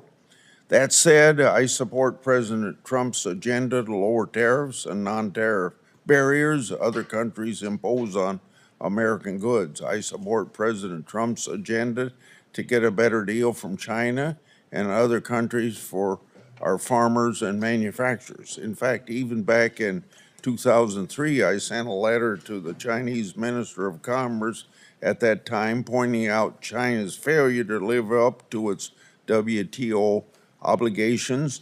And then I went further in 2018 when I was on Senator Daines' Codell. I told top Chinese leaders I made a mistake supporting China in the WTO. That's why during the first Trump administration, I was supportive of President's agenda to get fair trade with China. At the time, I raised alarm bells when tariffs are used. We all know agriculture is usually the first place of retaliation. In response to Chinese retaliation to tariffs, the first Trump administration set up the Market Facilitation Program for farmers, which gave direct payments to farmers affected by the tariffs. This helped farmers weather the short-term impact of trade retaliation. But as you know, farmers still overwhelmingly want to get their money from the marketplace and not from a government check. So far in this administration, we've seen even more sweeping tariffs, with some countries already retaliating agriculture, including China. I have been very vocal in my wait and see approach to these tariffs because I believe President Trump and you, Mr. Ambassador, are using them to get fair trade for Americans with many countries. If that's not the case, level with me.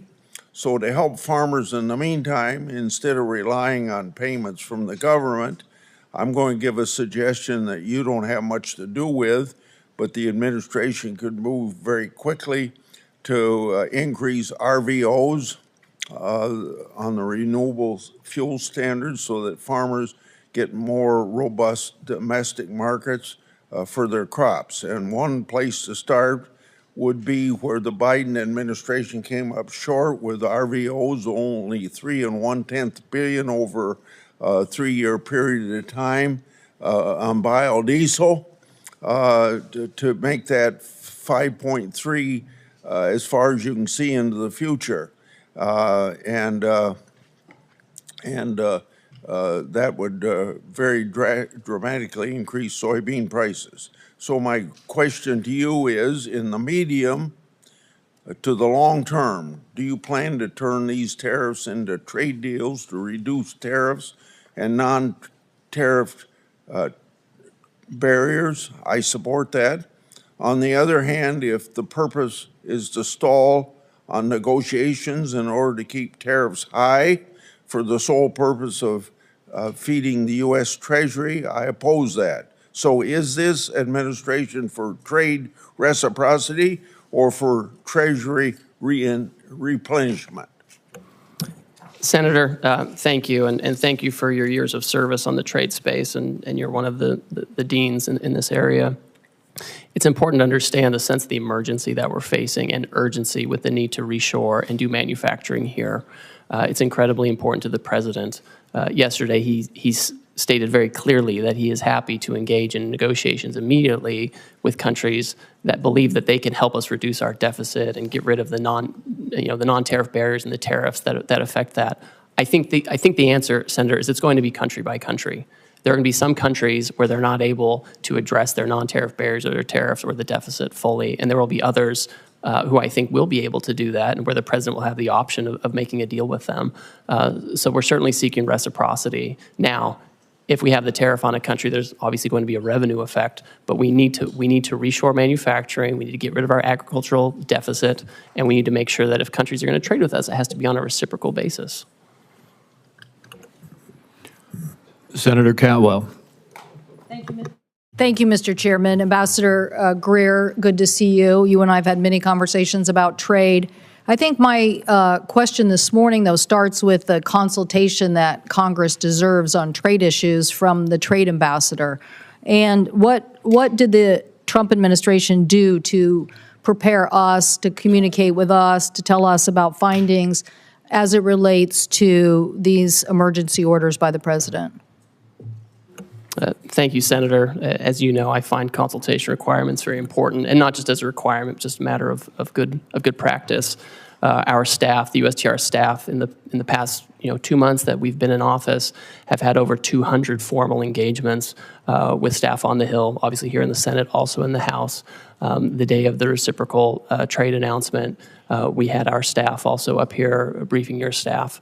And we also had the president issue very publicly his America First trade policy memorandum, which specifically said that he was going to look into the trade deficit and the possibilities of tariffs. So we've wreaked havoc on the economy by having one of the largest drops of the market. We have people's 401 in panic. We have retail organizations like the Retail Industry, National Retail Federation, American Apparel Industry, Outdoor Association, Consumer Technology, Computer Communications Industry, Main Street Alliance, Small Business Majority, all anxious, asking us to do something, and you're saying, well, some people passed some notes to staff.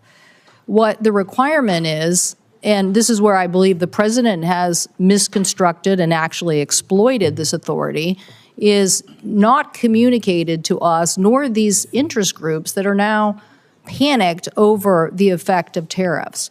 So I would say that the skill set of a USTR office or even a Treasury Secretary could have opened these conversations with these countries without the tariffs and saved a lot of people a lot of pain and anguish.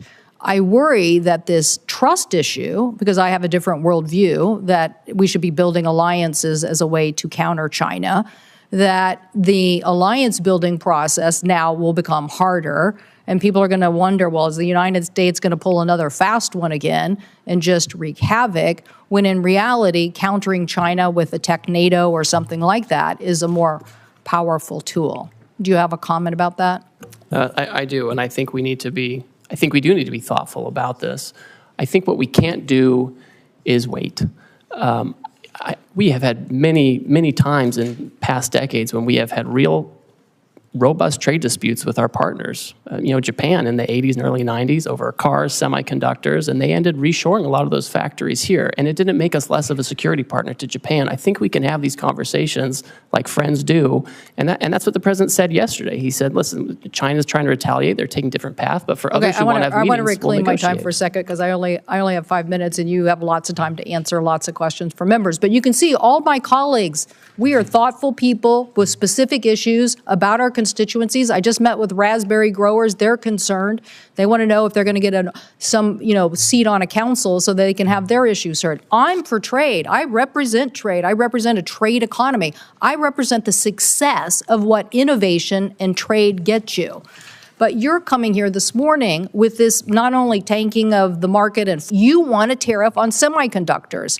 I'm saying that the last administration and this organization here passed the Chips and Science Act, so we could reshore semiconductors here in the United States. So you're not going to win the innovation economy by tariffing semiconductors and reshoring that. I don't know what you think. I'm not trying to get the semiconductor. I want to lead on next generation semiconductor manufacturing because I'm pretty sure I'm sitting next to the Intel ranking member here who's going to tell me if we don't lead on semiconductor manufacturing and semiconductor next generation technology, then we're not going to be leading in defense or in AI or in anything. So I want to innovate my way to that future, and I want to use the alliance power of different countries to force China and other people to follow us instead of this berating of the American consumer who has to pay the price for this policy.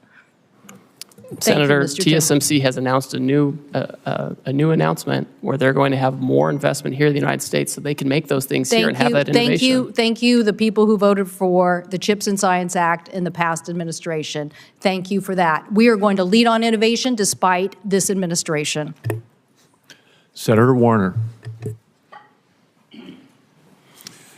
Well, Ambassador Greer, it's good to see you. And let me, first of all, completely agree with Senator Cantwell. I mean, I just don't get it.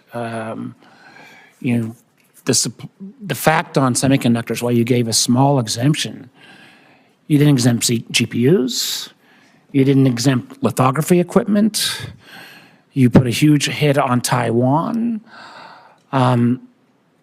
where we need collaboration with the TSMC. I'm baffled. I mean, you're gonna hear from me what I'm sure you're hearing from most of us, incredulous about, I think, probably the worst economic policies that I've seen in my lifetime. You know, and the data reflects that. You know, a global tariff of 10 to 50%, on almost every worldwide country. Although, I will note from my Republican colleagues, you'll be probably glad to know that Russia didn't get a tariff increase. Yeah, I believe that when all these global tariffs go into effect, I think most of them as of midnight tonight, tariff rate will be approximately 23%, highest since 1909. I believe that'll translate into the largest tax increase since 1968. We've seen the numbers of about $4,000 per family cost. Since Inauguration Day, more than $11 trillion has vanished from the market. And I will acknowledge that we got a little blip today, but I just talked to one of the senior folks in Wall Street, and he described today's market as a good day in hospice. I wouldn't use his name because, you know, there are no good days in hospice, but that's kind of how I feel. And again, I know you guys are supposed to know more than all of Wall Street, but you know, when every firm says, you know, we're going to see increased chance of recession, you know, and I've met you, Ambassador Greer, you know, I think you're a smart guy, but I don't think just because this is the way Donald Trump wants the world to be for the last 40 years that he can simply will it into happening. In my state, the Port of Virginia accounts for $124 billion in trade. That amounts to about 500,000 jobs. Those are all up for grabs now. We got 800,000 small businesses in Virginia. These tariffs are going to wallop them. I had last week a guy in from a local brewery in Alexandria. The owner's name is Bill. He's got a triple whammy. He gets his Pilsner from Canada. He gets his bottle caps from Mexico. He gets his kegs from Germany. So already, even in advance of these all kicking in at midnight tonight, he's laid off 10% of his staff. Even if the president flips on all this, he's not bringing folks back. I mean, candidly, I had another guy in from who makes bourbon and sells a lot to Canada. He thinks it'll be a cold day in hell before the Canadians start buying American bourbon again, simply because our trust relationship has been broken. So I guess the first question I want to give, I'm trying to figure out what would be a question that maybe folks haven't asked. Let me ask you on this one. Australia is one of our strongest allies. We have the AUKUS relationship, which is key to their national security. It's key to our industrial base, so we can continue to build subs. Terribly important. Interesting thing with Australia is we have a free trade agreement with Australia. We don't have tariffs. We even have one of the few industrial countries, we have a trade surplus with Australia. So Ambassador Greer, can you explain to me how it helps America's national security or our trading balance when we have, and I loved your fancy Greek formula, which was basically bad math on steroids formula, how with a trade surplus, with this strong relationship, Australia got hit with a 10% tariff as well? Senator, Australia has the lowest rate available under the new program. They ban imports of American beef. Ambassador, excuse me. There is a trade. We already have a free trade agreement. We have a trade surplus. So getting the least bad, why did they get whacked in the first place? We're addressing the $1.2 trillion deficit, the largest in human history that President Biden left us with. We should be running up the score in Australia. Ambassador Greer, answer the question on Australia. They ban our beef We have a trade surplus with Australia. We have a free trade agreement. Why? They are an incredibly important national security partner. Why were they whacked with a tariff? Senator, despite the agreement, they ban our beef, they ban our pork, they're getting ready to impose measures on our digital companies. With your Greek letter formula, the fact that we have a trade surplus. We have a global tariff on everyone. We're trying to address the $1.2 trillion deficit that Biden left us with. I think that answer, sir, you're a much smarter person than that answer. The idea that we are going to whack friend and foe alike, and particularly friends, with this level is both, I think, insulting the Australians, undermines our national security, and frankly makes us not a good partner going forward. The lack of trust from friends and allies based upon this ridiculous policy that goes into full effect at midnight tonight is extraordinary. I go back to what the market believers believe today is happening. A good day in hospice. I'm afraid if we keep these tariffs in effect, we're looking like an economy that will be in hospice. Thank you, Mr. Chairman. Senator Daines. Mr. Chairman, thank you. Ambassador Greer, welcome to Capitol Hill. I share the President's determination to end these unfair trade practices, whether they are tariffs or non-tariff barriers.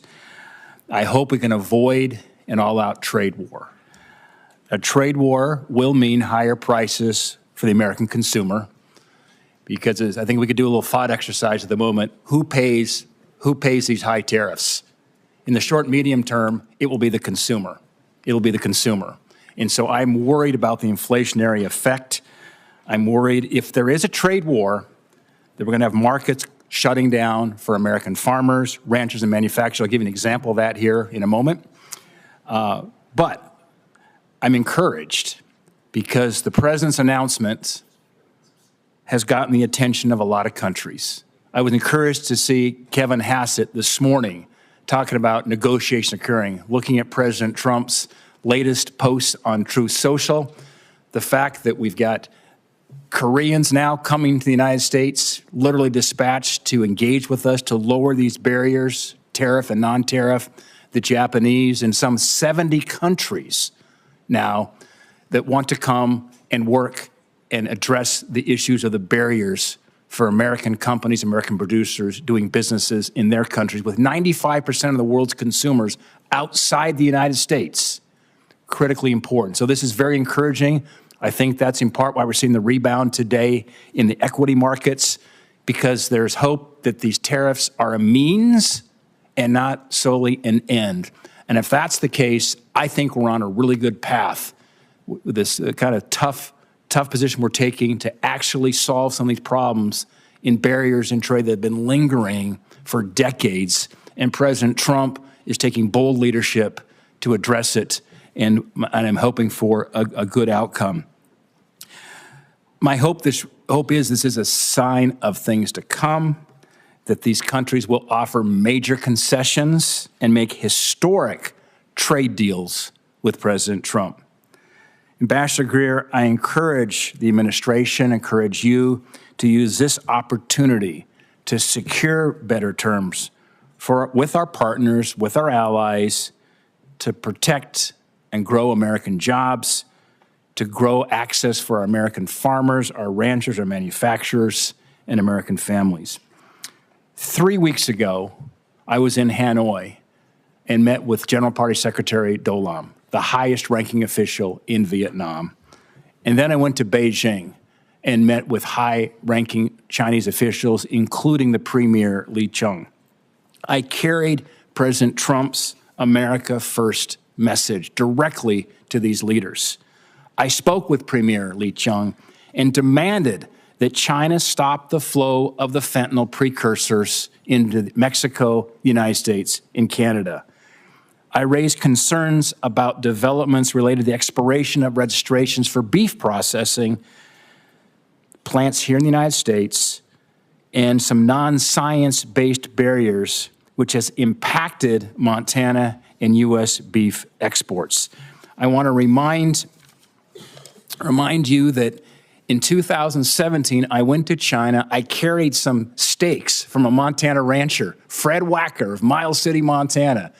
We met with the premier. In fact, I had one of your predecessors, Rob Portman, then the senator from Ohio and a former USTR with me. I had Senator Barrasso with me, Senator Kennedy with me. And as a result of that meeting, 30 days later, they lifted a 14-year ban on U.S. beef imports into China. Let me talk about what that has meant so far. This is the largest beef export market in the world is now China.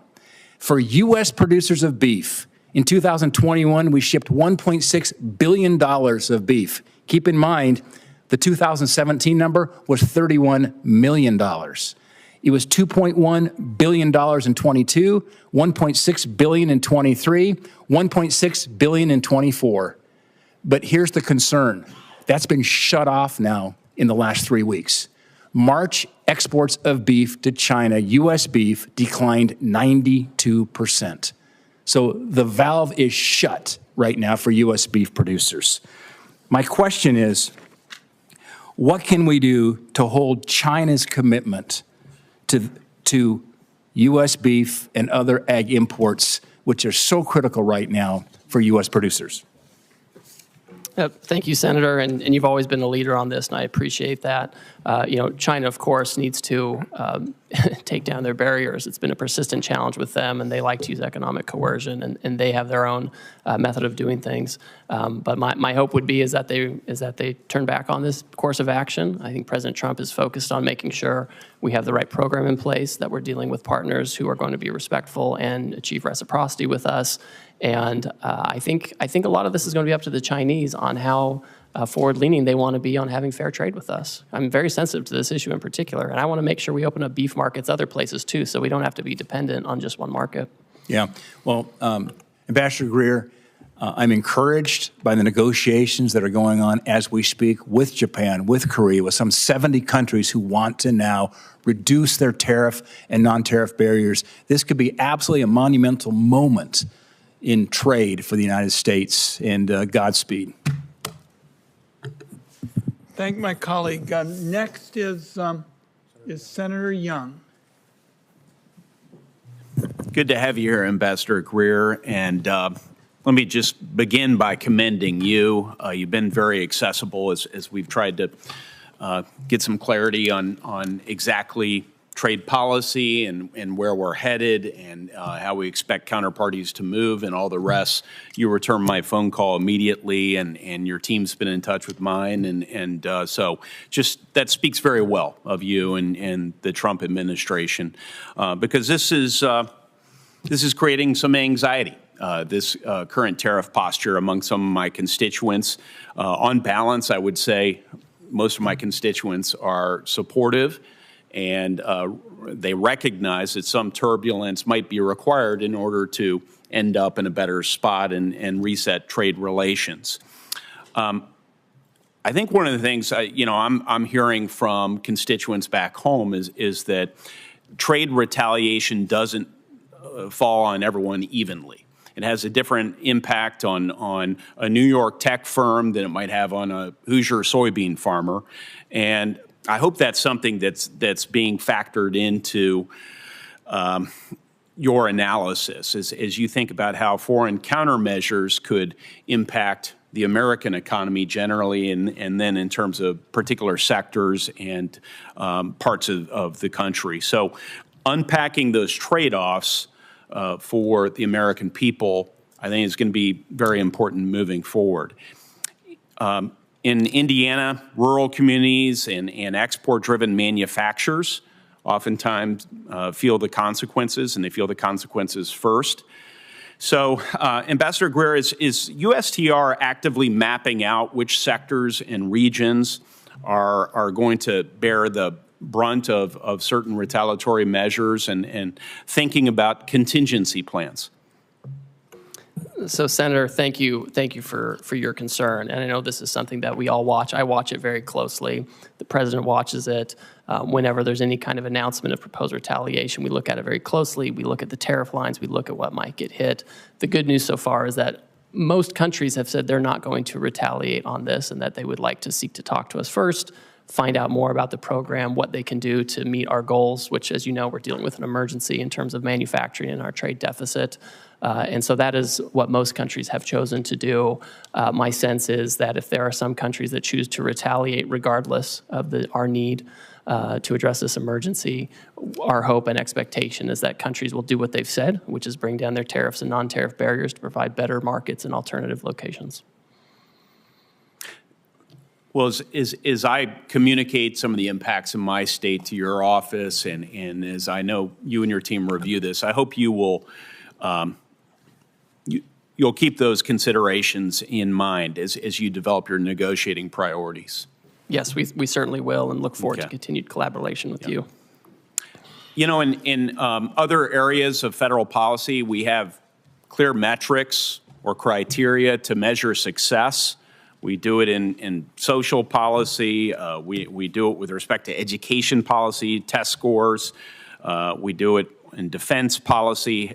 We try and measure readiness and through various metrics. But in trade policy, especially tariffs, we seem to lack a clear set of metrics and a feedback loop. Does USTR have a formal process to evaluate whether these tariffs are actually achieving their goals, whether that's reshoring or market access or reciprocity, some metrics associated with that? I'll let you speak to that, sir. Senator, as we've stated, the underlying basis for this action is the national emergency arising from the trade deficit. President Biden left us with a historically high $1.2 trillion trade deficit, which we understand and know to be driven, at least in large part, by non-reciprocity. And so when we're looking at whether that emergency is abating or being affected, is we're looking at outcomes. Certainly, if other countries are bringing down their tariffs and their non-tariff barriers, that's a good indicator. That's the right direction. We also want to make sure that the trade deficit is going in the right direction. And that means two things. It means we have better access and we can export more to these other markets, but it also means that they're not using us as a dumping ground for their overproduction or their subsidized products. And so it goes both ways. And so it's a country-by-country analysis. We're looking at it case by case. They come in and talk to us on a country-specific basis where we can articulate to them what their trade barriers are, right? I've got this big book with all the trade barriers, what their non-reciprocal tariff rates are, and what we expect in terms of fair trade. Well, thank you. I'm already over time. It's amazing how quickly we go through this, which is why I really appreciate that direct line to you and your team. I should also mention that we heard from Secretary Bessent to discuss tariffs the other day as well. We'll be in touch. We want to work with you on critical minerals policy, on digital trade policy, and many other areas that I know are your priorities as well, and President Trump's priorities. And thank you for your ongoing efforts to bring more clarity to the markets and to our businesses and farmers so that we know exactly what lies ahead. Thank you. Senator Johnson. Thank you, Mr. Ranking Member. Mr. Ambassador, welcome. So you're hearing a fair amount of agreement from the Finance Committee here. First of all, I think there's agreement that we recognize that America's been very generous in opening up our markets. Our trading partners have taken advantage of us. We don't have fair trade.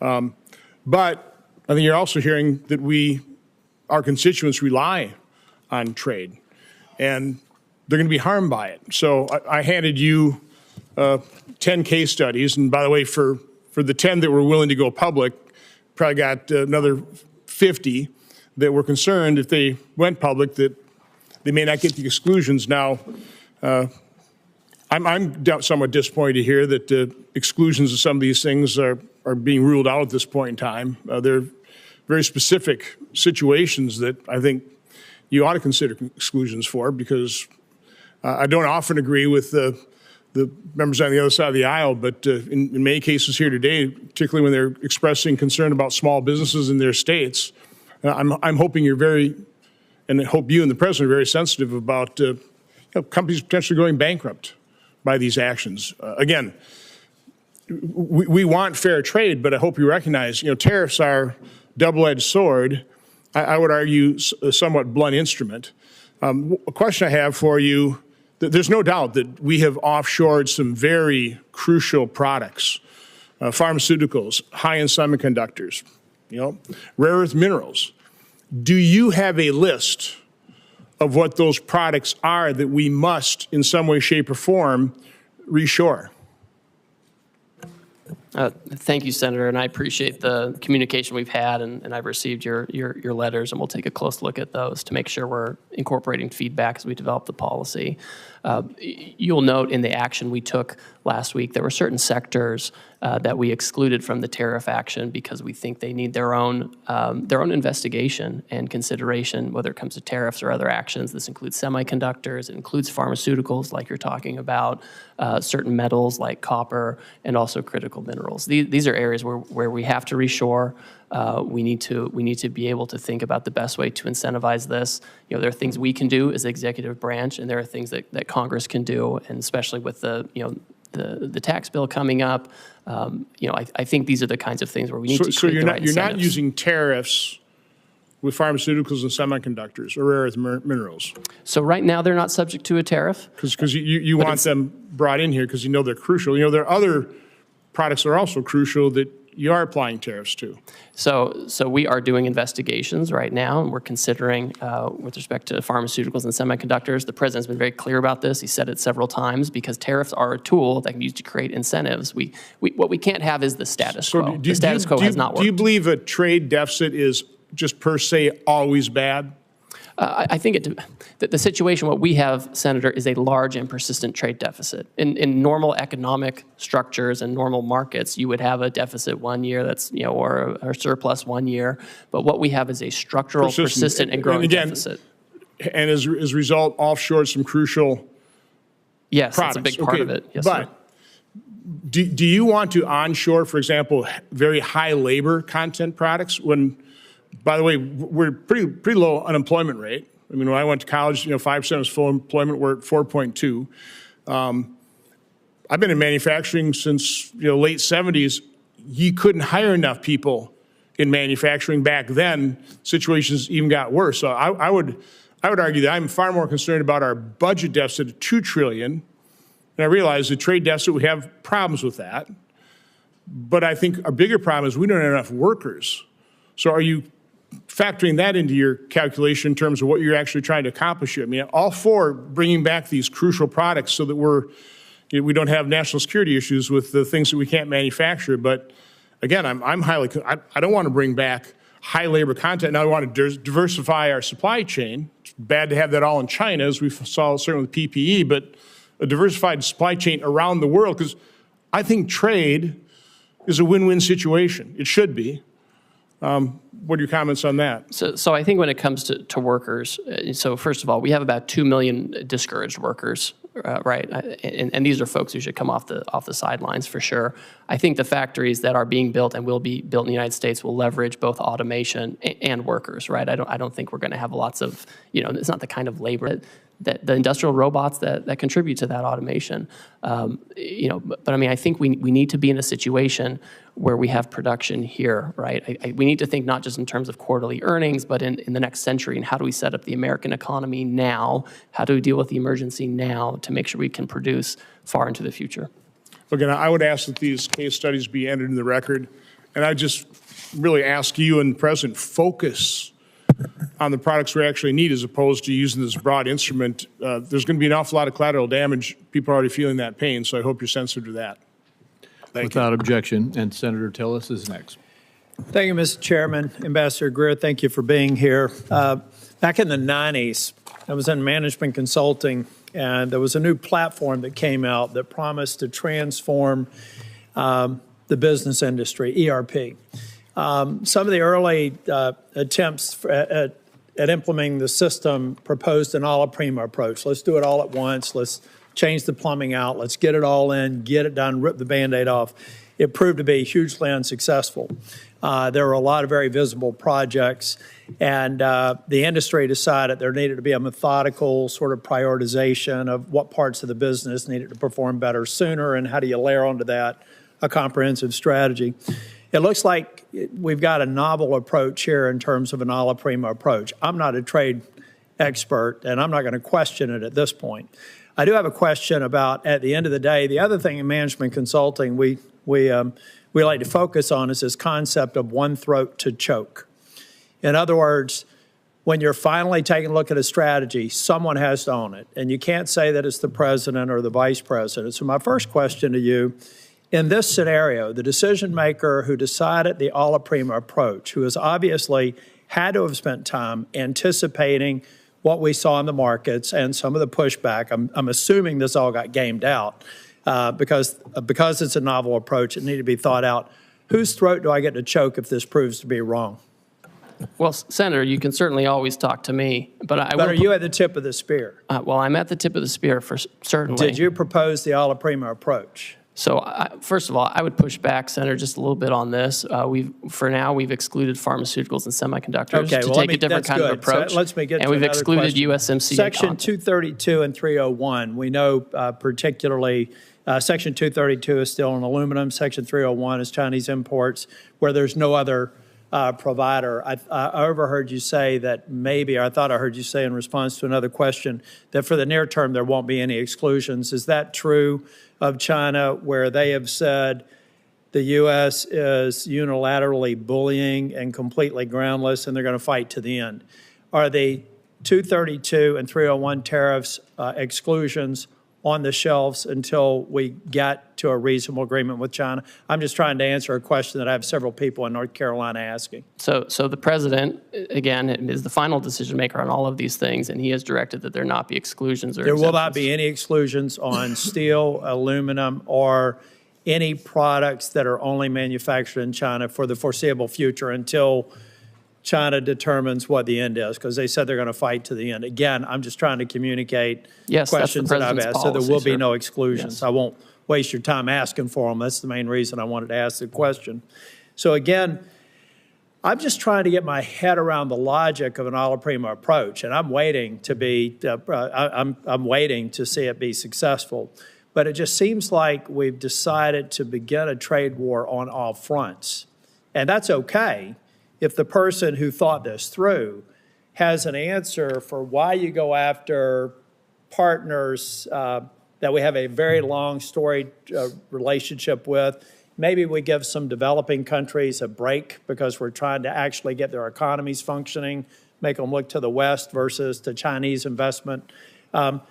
So it just seems like I'm getting my head around the alla prima approach. I'm not condemning it because I'm not a trade expert, but I still, at some point, and I understand that you are the trade rep, so if you own this decision, then I'll look to you to figure out if we're going to be successful. If you don't own the decision, I'm just trying to figure out whose throat I get to choke if it's wrong, and who I put up on a platform and thank them for the novel approach that was successful if they're right. But here's what I'm really worried. I'm not going to ask any more questions. I'm just going to tell you, every time we talk about people having patience, We need to understand that the founding fathers made damn sure that that patience was never more than about 14 months, really. Everything that we need to do to know what the political environment is going to be about next year, it's going to be done by February of next year. So in your mind, do you believe that over the course of the next 14 months, we're going to have a level of certainty, and the people in the trailer park that I grew up in who are going to bear the brunt of some of these short-term cost increases, maybe some job displacement for a period of time, how are they going to be feeling Groundhog Day 2027 or 2026? Do we feel like the majority of this will be resolved and I'll be able to thank whoever thought that the alla prima approach was a good idea? Because that's about the timeline we've got to work with. Well, Senator, these people who voted for the president, is the same situation I grew up in, you know that. I agree, but let me just finish here because I don't want to get in the way of my colleagues. Yes. I'll be 65 in August. Every day, 11,400 people celebrate their 65th birthday. That's 4 million a year. So there, let's say from 60 to 65, people are looking at their 401k statements. They did vote for President Trump. They voted for me. I hope that they will again in both cases. Well, maybe not the president, but I intend to run for re-election. I'm just trying to figure out if they're going to feel good about this, because a long-term play in American politics and a long-term play in American policy, public policy formation, is about 12 months from the beginning of an administration. I wish you well, but I am skeptical. Thank you. Senator Smith.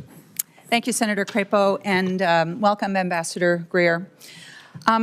So it seems to me that President Trump has started a big trade war, and the war is with everyone on multiple fronts, with allies as well as adversaries. I think this is a little bit of what Senator Tillis was getting at. It feels really indiscriminate and chaotic, and apparently we're still just in the early days of this. And I just need to tell you that Minnesotans are freaked out. Farmers who are experiencing, you and I have talked about this, one of the worst farm economies in the last 25 years are looking at lower prices and higher input costs. Minnesotans who work on the Iron Range, which is the source of 80% of the iron ore that goes into American-made steel, they want fair trade. They want us to stand up to illegal steel dumping, but like 500 of them have been laid off because demand for American cars has been slumping. I mean, I could go on in every sector. Consumers are freaked out. This looks like a giant sales tax to them. Retirement stock market plummeting, and it's very hard for people to understand what is going on here. So what I want to do is to get an understanding from you of what you see as the goals of this war that we're in, because at various times it's been described as goals to raise revenue, to stop fentanyl trafficking, close trade deficits. So is the goal here to raise revenue for the federal treasury? Senator, this is not a trade war. We have, most countries have said they're not going to retaliate. We have an underlying emergency. The goal of the trade deficit, where President Biden left us with a $1.2 trillion trade deficit, and the goal is to address that and the offshoring that led to that and the non-reciprocal treatment that led to that. That's the goal. Certainly there's a tariff revenue effect. If the countries do not do this, then they will be subject to the tariff, and we'll have a tariff on foreign goods instead of American-made goods. If the goal is to close trade deficits, then that would mean that the tariffs are a negotiating tool here. Is that right? Is that how you see it? So the or tariff. are you trying to use them to? Well, it can go both ways, Senator. So on the first, we've talked a lot about negotiations because a lot of these countries, they have closed off markets to our exports in unfair ways. They've done it for decades, and nothing has persuaded them. Sitting down, talking nicely hasn't persuaded them. But if you were trying to, so I'm all for fair trade, and I'm all for the idea that if somebody is not trading fairly with us, if they're not giving us fair markets, then we need to have a strategy to go after that. But yet this is a blanket approach. It's an across-the-board approach, which is going to contribute to raising costs, and that's why it just feels, I think, so chaotic to people. Well, the trade deficit is a global issue. So you can't if you're trying to get the trade deficit, you can't just pick one or two countries and say we're going to do this and become Swiss cheese like that. That would not be coherent. What's coherent has a global approach to what's a global issue, to take these countries country by country, figure out how we can address our trade deficit with them and address trade market barriers with them. And that's the right approach. And that's what's happening. That's what the president's directed. But I mean, as Senator Warner was pointing out, we have I guess it's a floor, you could call it, a 10% tariff, even with countries where we have a trade surplus. And by the way, this formula that the administration used to assign this so-called reciprocal tariff it just seems so arbitrary. I mean, where did that formula come from? It's straightforward and it's common sense. It came from White House economists, and they proposed that looking at a country's trade deficit is a good approximation of the net effect of the unfairness of the higher tariff rates, the higher trade barriers, the unfair trade practices, the dumping, the subsidies, all of that, and that's how you can capture that. Well, so would you adapt that because it's based on 1 year, and of course trade surpluses, deficits can vary quite a bit from year to year. Would your plan be to change it if you get new yearly data? And then that would suggest, I guess, that the tariffs would be in place for a long time. Well, we need to assess. Again, I think it becomes country by country. We have the baseline 10% to make sure there's no arbitraging of different jurisdictions. And all these countries that are subject to the highest rates, most of them have already come to talk to us about how to get it down. I mean, we have to take this step by step. We have to take it country by country to address these issues. The status quo just won't work anymore, and we can't do it piecemeal. I'm not arguing for the status quo, Ambassador. I'm not arguing for the status quo, but I am questioning the rationality of this policy that is it's so chaotic, and it seems so arbitrary. It seems so internally inconsistent because, for example, if your goal is to onshore manufacturing, something that I think many of us on this side of the dais believe strongly that we need to be making things in this country again, but then that would suggest that these tariffs need to be in place for a very long time because what capital wants is consistency and stability and predictability. Yet at the same time, the administration seems to be arguing that we would be, waiving some of these tariffs if we could somehow magically negotiate, 50 new trade agreements with 50 different countries. I know my time is up here. I wanted to ask you a question about trade adjustment assistance, which I will follow up as a question for the record. Again, I think that my constituents are freaking out here, and I understand why. Thank you. Senator Lujan. Thank you, Mr. Chairman. Thanks for holding this hearing. Now, Mr. Greer, it's been less than a week since President Trump started this, what I'll describe as a reckless tariff war. It certainly feels that way. Families are seeing higher costs. Businesses across the country are hurting, and we've seen one of the worst drops in the stock market in over 35 years. Do you believe that there's currently higher costs a week after the president put these tariffs into place? Senator, we haven't yet seen how those costs are going to be allocated between the foreign producers and their importers here. We haven't seen the data on that yet. Do you believe businesses are hurting a week after President Trump put these tariffs into place? I've heard from a lot of businesses. Some of them are excited about the prospects. Some are concerned because they're import dependent instead of U.S. product dependent. So I know there are varying views on this. Let me ask this question, because this one's based completely on fact, on something I think you look at every day. You probably have some of these numbers in your phone that I'm guessing might be in your pocket. Have we seen one of the worst drops in the stock market in over 35 years? We've certainly seen volatility. Have we seen one of the worst drops in the stock market in over 35 years? I think, and Senator Warner talked about this. We'll move on. If you don't want. Well, I know everyone's concerned about Wall Street, and I'm just concerned about Main Street and getting these jobs back, Okay, let's talk about Main Street, Mr. Greer. Last time you were here, I asked if President Trump's trade war would hurt New Mexico businesses and families. You dodged my question. You told me, quote, I can't guarantee economic outcomes. When I pressed you, you told me that you want me to, quote, you asked me to, quote, hear from me on what the impacts of these tariffs are. Well, Mr. Greer, I'm here to tell you today New Mexicans are hurting. I understand why you would not guarantee that New Mexicans wouldn't be hurt, because you probably knew what I thought then that we now see today, that this is hurting people back home. Now, I want to ask you the same question again. Yes or no, will President Trump's tariffs harm New Mexican businesses and families? Senator, I just don't think they will. Right now, you have duty-free trade with Canada and Mexico, where they comply with the rules, where they have U.S., Mexican, and American content. I mean, this is designed, and I would hope that being a border state, this is something that you find valuable, and that's what we're trying to do. We're trying to incentivize production in the United States. We want North America to be competitive, and this is. We can't have the status quo. We have to have a situation where we have manufacturing here, where we have foreign market access for our producers, and we want New Mexico families and companies and communities to prosper. Mr. Greer, do you agree with President Trump that families are going to have to feel a little pain? I'm not going to speak for the president. I didn't ask for you to speak for him. I know none of you have the courage to stand up to him.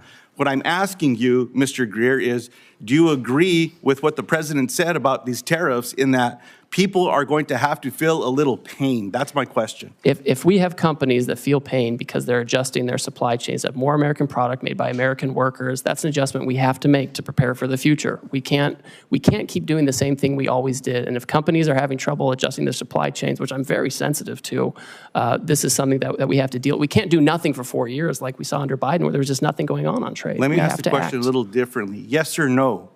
Do you agree with President Trump when he said families are going to have to feel a little pain? Of course, I agree with the president. Thank you very much. But I expect that the jobs we see for manufacturing is going to far outweigh anything. I'm short on time, sir. So look, economists are predicting that Trump's trade war is going to cost American families about $4,000 per year. I disagree with your assessment now and agreeing with Donald Trump that families should feel pain.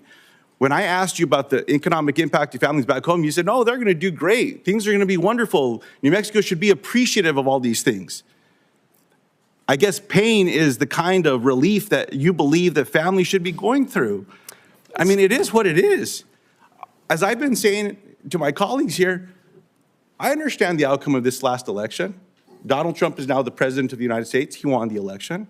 My Republican colleagues in the Senate won the election. They control the votes in this chamber. They control the votes in the House. That's why we're seeing these budget resolutions. All I'm saying is own up to what you want to do. You want to do it. Just be honest with the American people about what's going on. I appreciate the time today, Mr. Chairman. I yield back. The same economists who are crying out now were the ones who said we were going to crash the economy, and Trump won. We put tariffs on China, and real median household income went up for Americans by $7,000. Inflation went down, unemployment went down. So we have history showing that we know how to use this. Mr. Chairman, since Mr. Greer went on, I will just follow up again. Then help explain the pain that people are feeling today with your assessment of what Donald Trump said, that families should feel some pain. That's all okay with you all? Senator, we're not going to be in a situation where we keep allowing Wall Street to run the economy. And as we're making that transition, companies you know what, Mr. Greer, will need to adjust. Go spend a little time at the grocery store talking to some of my constituents back home. I'll take you around. We'll walk around. We're not going to give anyone a heads up. You just go do it. And let's see what the regular folks back home are doing, including the people that come and talk to me that say they voted for this president. This is not what they stand up for. Farmers and ranchers are getting the short end of the stick from USDA, where these grants are being cut, and they say, oh, no, it's because we don't want to give people food. Baloney. You're cutting the lifeline for these farmers and ranchers as well, in addition to what's happening with these inputs with tariffs. Look, you all are a lot smarter than I. I'm just a regular person back home. I'm one of them. Senator Warnock. That's the difference between you and I, sir. Senator Warnock. Thank you very much, Brother Chair. Since President Trump announced his tariffs last week, the stock market has dropped more than 10%. We've talked about that. I'm more concerned about the impact on ordinary people. This for me is a regressive tax. It's a tax on families who are already dealing with increasing costs and are trying to figure out how to make their lives work. I heard you say, Mr. Greer, that you don't think this is that we're in a trade war, and you know, I respect your expertise on trade, but tomorrow the Trump administration will implement its reciprocal tariffs, which means businesses and families have had less than 1 week to plan for the largest tax increase in more than 50 years. So we are escalating. And so we can go back and forth about whether we think it's a trade war. I'm focused on how this is impacting families. Normally when tariffs are being discussed, businesses and industries have time to plan. And the government often provides an orderly and clear process for American companies to apply for exclusions from tariffs when it's not possible for them to sell a product without importing parts or all of it because no one manufactures it here. We all know uncertainty is the worst thing for business. I'm hearing this from farmers. I'm hearing it from folks in the manufacturing sector. So I hope we can provide some certainty. What should a multinational retailer do about their products made only overseas or that contain parts only made overseas? We're seeing this in our automotive sector in Georgia. Should they just raise their prices on families to account for the new tax? Or is there a process for that company to reach out to the White House for an exclusion? So Senator Warnock, the Section 232 on autos is a Commerce Department action. One thing they've done is they have said that they would be willing to give some kind of a credit for U.S. content in parts and components, and they can approach the Commerce Department about this. It's not a decision I'm making, but I know that this is one alternative. I'm mindful, when I hear this, obviously we're sensitive to these dynamics, but it just reminds me that we lost 5 million manufacturing jobs over the last 20 years, and that's part of the reason why we're in this situation now, and we just have to bring those back. So it's important to bring them back now before the situation gets worse. But the question is, what do they do? Do they pass that price on to consumers? Well, what we've seen is Ford and GM, for example, have announced actually that they're giving discounts. That was the big news last week. Last Thursday, they'd be giving discounts going forward. These companies often are going to figure out how they allocate costs among themselves, and it rarely gets down to the consumer in one-for-one basis. So the company might figure it out, I think, well, they can approach the Commerce Department to talk about the credits. Let me go they can smaller. Last week, my office met with Angela Hawkins. She's the founder of Bamboo, a small business in Atlanta that sells bamboo-based sleepwear and sheets, particularly for people with severe and sensitive skin allergies like her husband. Angela's products are made overseas because you can't really find bamboo fabric made in the United States. What should Angela do? Pay the new tax, raise her prices, and risk losing customers? Or is there a process for her to apply for an exclusion from the Trump White House? So, Senator, the president has said that in connection with this action, he's not going to have exclusions or exemptions beyond what's in the program already for certain products. So she'll just have to figure it out. She'll have to work with her business partners and find about sourcing, and she'll have to either raise prices and risk customers. Basically, is the answer, right? Well, because she can't get bamboo here. It will depend on the tariff rate. Every country has a different rate, and some are much lower than others, and so they're she might even go out of business. Let's go even smaller. Early estimates show that President Trump's tariffs will increase the cost of goods by $3,800 for an average American household. Many critical baby goods like cribs and baby gates are produced abroad or made or have foreign-made components. I went through this not long ago as a parent of young children. For an expecting family in Augusta, Georgia, who may now see a 50% price increase for that stroller or car seat, what is the process for that family to apply for a White House exclusion? I guess if the business owner can't get one, they can't get one either, correct? So there's not an exclusion process. That's right. So they would just bear the cost. Well, I think the studies you're talking about, the economists, they got it wrong in Trump 1. They said there was going to be inflation because of tariffs, and it went down. So when I hear them now saying the same thing, I just don't trust what they're saying. And that's, the fact of history shows that it's not a one-to-one. The highest inflation we ever saw was under Biden for housing and education and healthcare and all of these things. And it was, and I don't know where everybody was then when that was skyrocketing by 20%. What if their child is potassium deficient and now bananas are more expensive? Last I checked, we don't have the climate to grow bananas in the United States. Who should that family reach out to the White House for an exclusion for that price hike on those bananas? Well, again, as we've discussed, there's not an exclusion process. I think we've waited too long with the status quo. I know people want the status quo. They want the trading system that Wall Street likes, but we can't have it anymore. So here you and I agree. Nobody wants the status quo. This economy is not working for working families, for ordinary people. And I would submit that what the president did last week in such a reckless and sudden way is adding even more pressure on these families. Thank you so much. Senator Warren. Thank you, Mr. Chairman. Donald Trump is single-handedly driving this economy off a cliff. With no evidence to back him up, he's claimed emergency authorities to slap new tariffs on nearly every product we import from nearly every country. But Congress has the power to reverse these tariffs, and we should do so immediately. Tariffs can be a tool to help build things in America, but Trump has slapped tariffs on, then off again with no rhyme or reason. And the uncertainty about the long-term rules makes companies far less likely to invest in manufacturing or jobs here in the United States. If Congress doesn't stand up to Trump, economists predict a recession before the end of the year. And Fed Chair Jerome Powell says we're in a real danger of, quote, both higher unemployment and higher inflation. Translation, Trump's tariffs will push millions of workers out of jobs and push prices up at the same time. So, Ambassador Greer, we've heard a lot of conflicting statements about whether these tariffs are here to stay, how many more rounds of on-off we're going to do. So let me ask the question from a different perspective. Ambassador Greer, we lost 700,000 jobs each month in the last recession.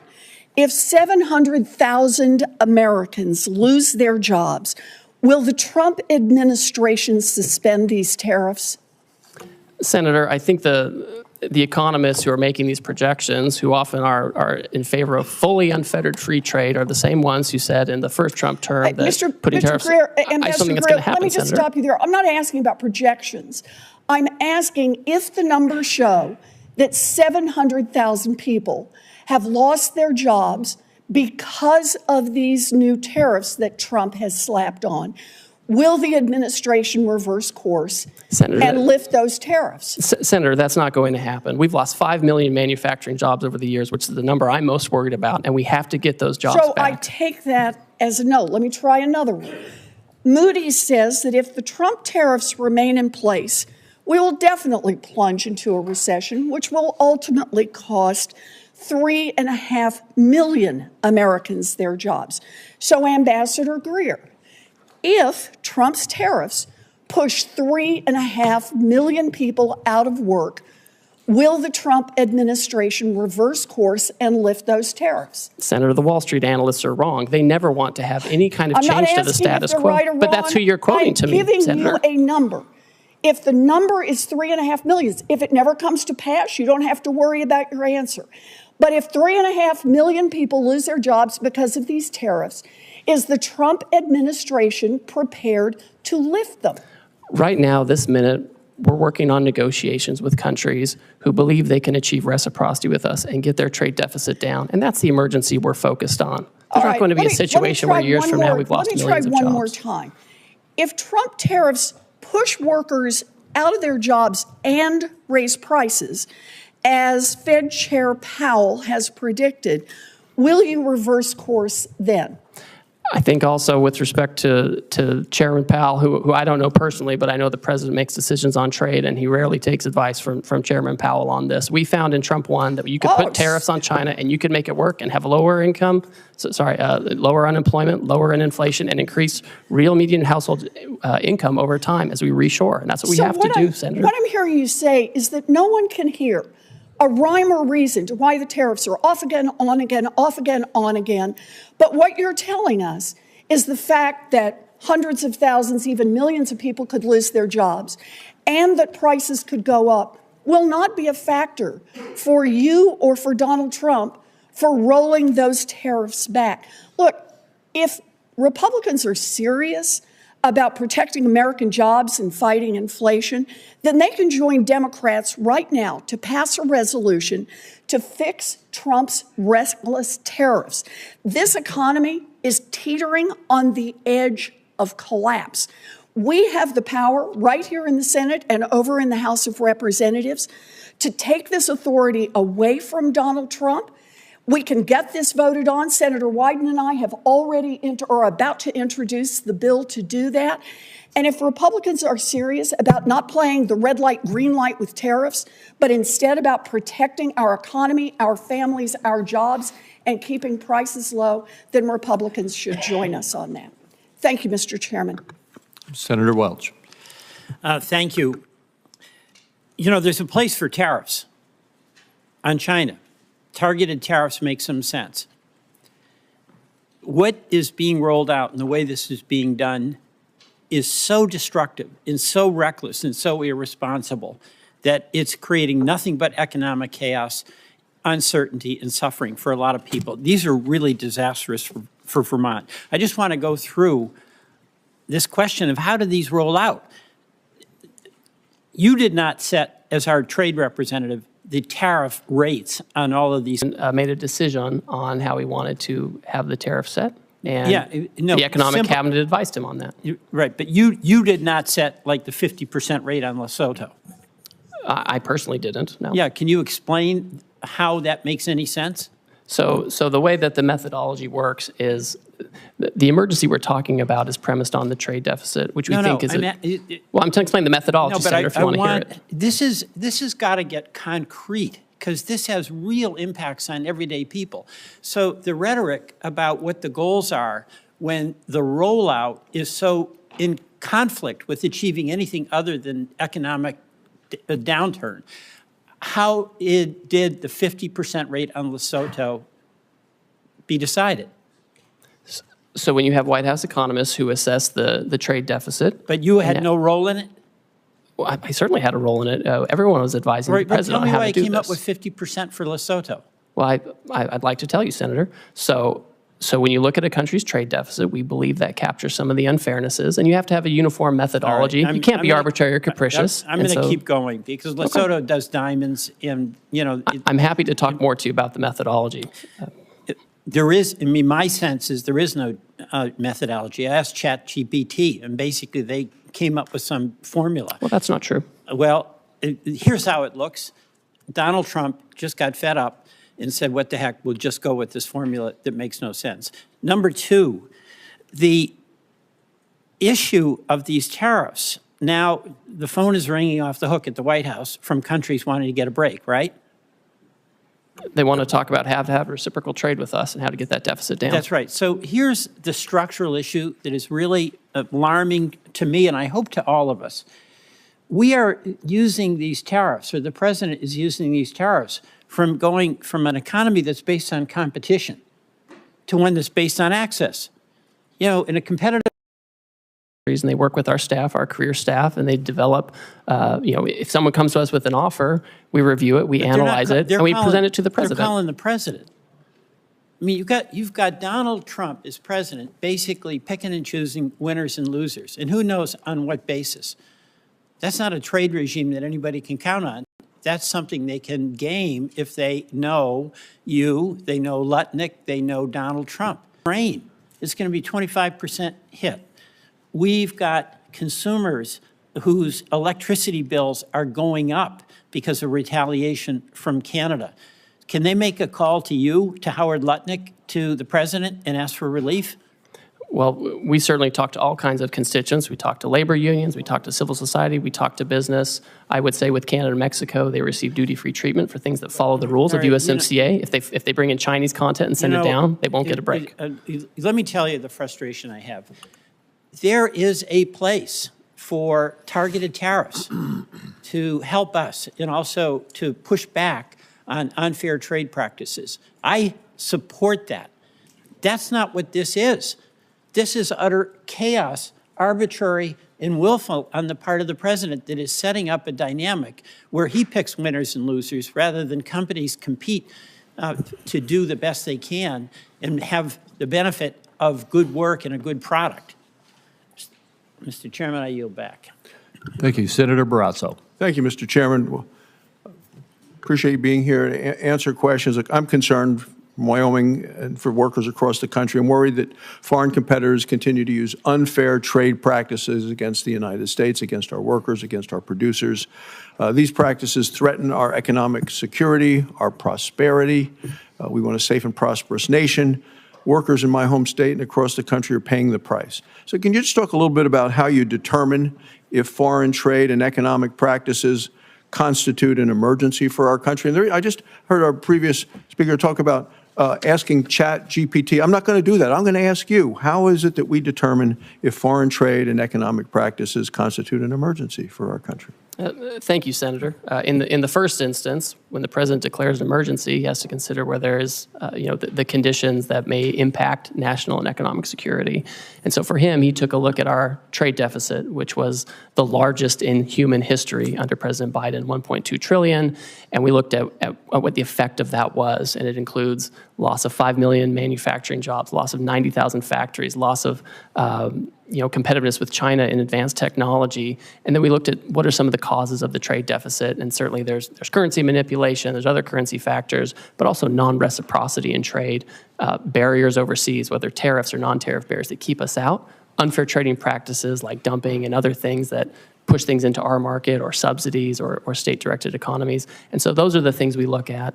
And then when you move to the countries, obviously it's common sense to have a baseline to make sure there's no cheating and that we can get at the deficit broadly based, and then to have a higher rate for those who have who pose the biggest challenges in terms of the trade deficit and unfair practices. Thanks. Could I ask you about nuclear fuel? And, for decades, America led the world in uranium production. Today, there's virtually no commercial enrichment capacity. We're dangerously dependent on imports from other countries. Congress took a strong stand by banning Russian uranium imports. We're now seeing a troubling shift with increased uranium imports coming from China. And we think it's the uranium from Russia going to China, which they then sell to the United States. So we've simply replaced one adversary with another. This poses to me a serious threat to our national security, to our energy independence. Wyoming has the resources and the workforce to revive American uranium production. But what we know is that subsidized foreign uranium from China and from Russia threatens to undermine our domestic industry. Well, you're going to support efforts to end uranium imports from China as we continue to try to build our U.S. nuclear supply. Senator, I'm happy to talk to you about that and the best way to implement that kind of action. Great. Market access for Wyoming beef. Our ranchers are seeing what you recently did, what the president has recently done, and say it's about time.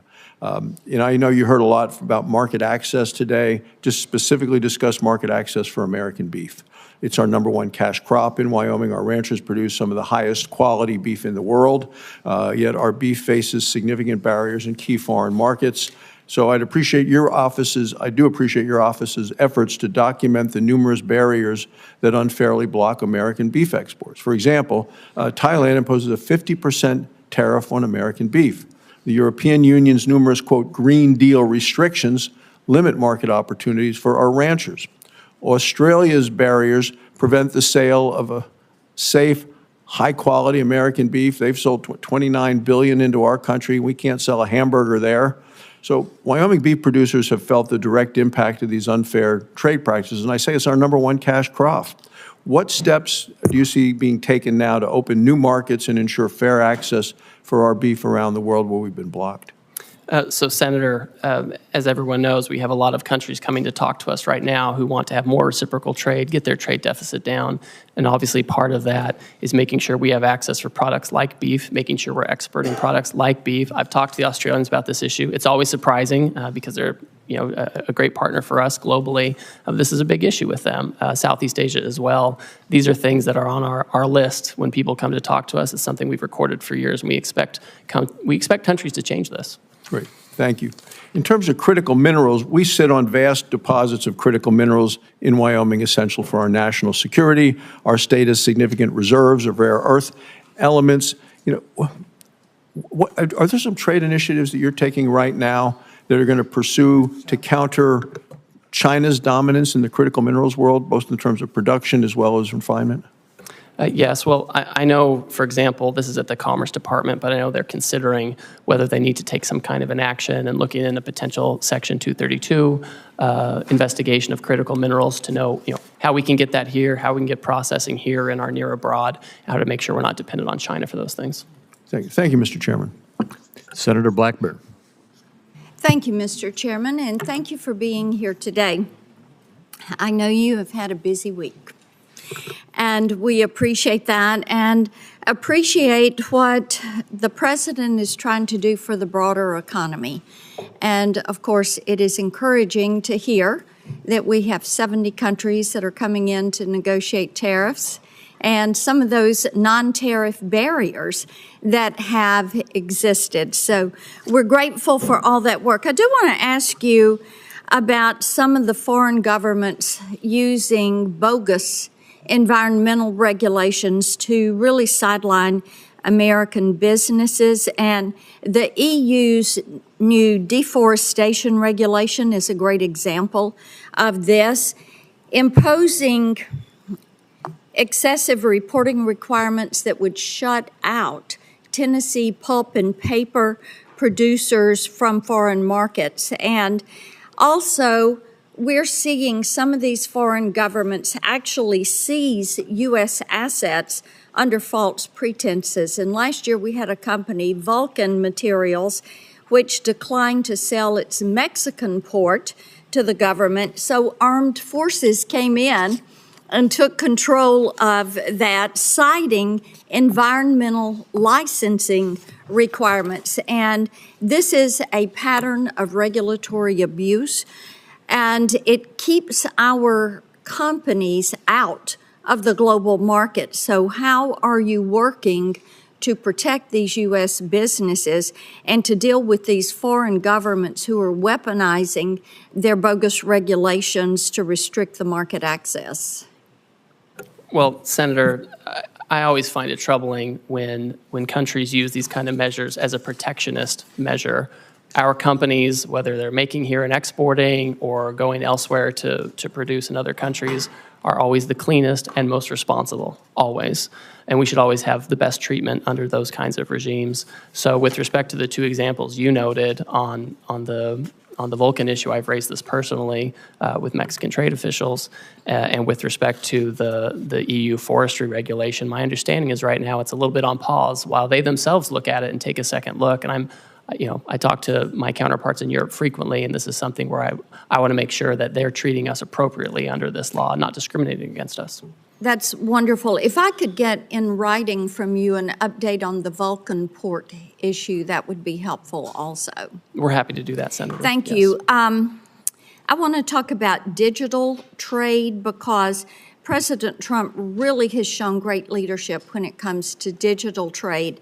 And that was a part of the negotiations on the USMCA. And it really gave us a very robust and ambitious digital trade chapter.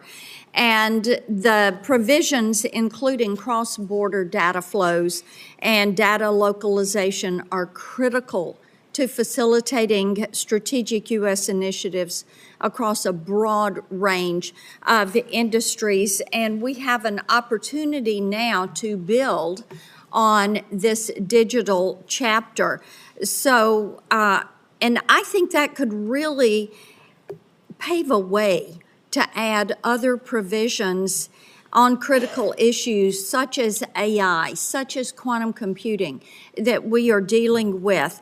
So how could you use this digital trade chapter that we have in the USMCA to expand that globally as we look at negotiating new trade agreements? Well, I think it's important to understand that our companies, our digital trade companies, are the most competitive in the world. They're the most effective in the world.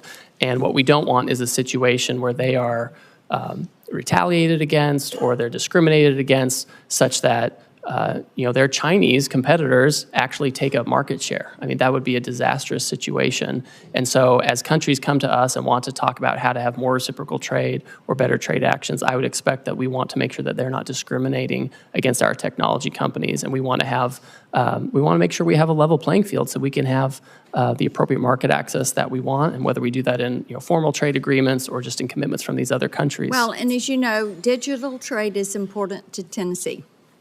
Yes, so we're looking forward to that.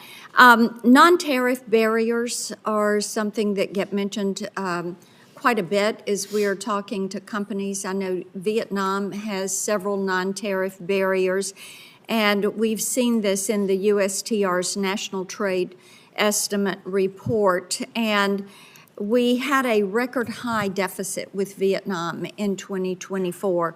And in part, that's because Chinese companies are using Vietnam to transship. So will you work to ensure that any possible deal with Vietnam, because I know they've been first to the table to try to negotiate for a zero tariff, but we want to make certain that whatever is done includes provisions that will not allow China to reap the benefits of working with and shipping through Vietnam. I agree with you 100%, Senator, whether it's Vietnam or others. If they think they're going to have some kind of different rate, it can't be one that gives preference to a third country like China, where they can just take advantage of it or use it to circumvent what we're trying to do. I agree with you 100% on this point. Well, thank you for that. Thank you, Mr. Chairman. Thank you, Senator Sanders. Thank you, Mr. Chairman. Mr. Greer, thanks for being here, and I enjoyed our conversation in the office last month. Let me begin by saying, as I suspect you know, that I am not a great fan of unfettered free trade. I helped lead the effort when I was in the House against NAFTA and against permanent normal trade relations with China. I will never forget an area in Mexico where I saw brand new factories and literally Mexican workers living in cardboard boxes. And the result, of course, was the loss of hundreds of thousands of jobs, good-paying jobs in this country, transferring them to Mexico where people work for horrendous wages. That is the type of trade policy which I detest. But I want to move to an area to talk about the legal basis of what President Trump has done. President Trump said, Mr. Greer, that he had no choice in terms of Canada, and I live 50 miles away from the Canadian border. He had no choice but to bypass Congress and to impose an emergency 25% tariff on Canada to stop, quote, the massive, end quote, amount of fentanyl and, quote, the millions and millions of undocumented immigrants coming from the northern border. Unfortunately, that's a lie. The truth is that the U.S. Customs and Border Protection reported just 43 pounds of fentanyl was seized at the Canadian border last year, representing just 0.2% of the total. Now, we could agree that 1 pound of fentanyl is too much. But if 0.2% constitutes an emergency, my guess is illegal drugs are coming in from every country in the world. And that gives the President of the United States incredible power to determine tariffs. Further, he said he talked about millions and millions of undocumented immigrants coming from Canada. In fact, last year there were 24,000 people, not millions and millions. First question, really, we can argue about tariffs, but why does the president have to lie all of the time in order to make his point? So, Senator, I would just refute that when the president is talking about the nature of the emergency we have. I mean, could you talk a little bit closer into the mic, please? Certainly. Senator, I would just say, I think you need to look at what the president issued in terms of the order for the legal basis for what we're doing, right? I mean, the president very rightly hit on this issue of fentanyl migration coming from northern southern borders, and it's a real emergency. Drugs are a real emergency. 0.2%. You can then argue illegal drugs come from every country in the world. If you declare that as an emergency, you're giving the President of the United States unbelievable power. Let me go on that point. Let me mention to you what you probably know. 7 Republicans have joined a number of Democrats on legislation reasserting Congress's ability to play an active role in trade and tariffs. That, on the Republican side, was led by Senator Grassley. And he said, and I quote, "For too long, Congress has delegated its clear authority to regulate interstate and foreign commerce to the executive branch, et cetera, et cetera." He wants to reassert Congress's constitutional role and ensure Congress has a voice in trade policy, end of quote. In the last 2 weeks, all we have seen is reports in the newspaper. Congress has not had 1 ounce of authority in determining tariff policy. Do you think Congress should be completely left out of the process? Or does the president have emergency power to do anything he wants with regard to tariffs? Senator, my staff has had over 200 meetings with congressional offices in the past 2 months to consult. The president's been very transparent about what he wants to do on tariffs. Congress delegated a lot to him to take this action. Mr. Greer, you can have all the meetings you want. You and I had a nice meeting. But at the end of the day, the president did exactly what he wanted to do without any discussion, formal discussion with members of Congress. He could make recommendations to Congress, that's for sure. Do you really think that he has the power under an emergency degree to reorder the trade world, global trade policy, without any input from the United States Congress? Sir, Congress gave him this law where if he determines a national emergency, he can take appropriate action to regulate imports. That's what he's done. And you think it's a national emergency that 0.2% of fentanyl coming from Canada constitutes a national emergency? Sir, do you? The president has determined that do you? Canada, I'm asking you. You're asking me about drug policy. So I agree with the president. If you have China and Canada and Mexico putting drugs into this country at different levels, then that's an emergency. We have to deal with it. Look, we're not going to argue about the danger of drugs. 0.2, 43 pounds of fentanyl. On that basis, the president can declare an emergency with any country on earth and take unlimited power. That's called authoritarianism. Okay? That's not what a democracy does. Do you have any concerns about all of that power going into the hands of the president? Sir, Congress delegated this power to the president. He has to renew the emergency every year. He has to give reports to Congress. The Congress told him what he has to do to use this authority, and he's doing those things. Okay. Thank you, Mr. Chairman. Thank you. We have, you've been going now 2 hours and almost 40 minutes, but we have one more question. Senator Wyden has one more question, and then we'll Thank you wrap very up. much, Mr. Chairman. So, Mr. Greer, we've been at this a long time, and you've offered a lot of word salad about international trade, reciprocity and metrics, and the list goes on and on. But inside this verbiage, you've ducked a very big question, and that is, how can you negotiate with scores of countries before Americans see their 401ks go up in smoke? And so what I'd like to do is just ask you one simple question to wrap this up, because at home in Oregon, people want to know what we're doing to help the people who are hurting today, not months and months or elections and all kinds of dates far in the future. So here's my question to wrap up. When will those hurting now see real relief? Senator, the country decisively voted for this president and his trade policy. He knows how to use tariffs appropriately to negotiate deals where necessary and to drive investment and manufacturing back to the U.S. And that's what we're doing. He was successful in his first term in using it. Real wages went up, and that's what we're doing now. And we're working around the clock to make sure we can do that. Mr. Greer, I gave you a chance to respond to the question, and what you said wasn't accurate. Nobody disputes that the president won the election up here on the dais.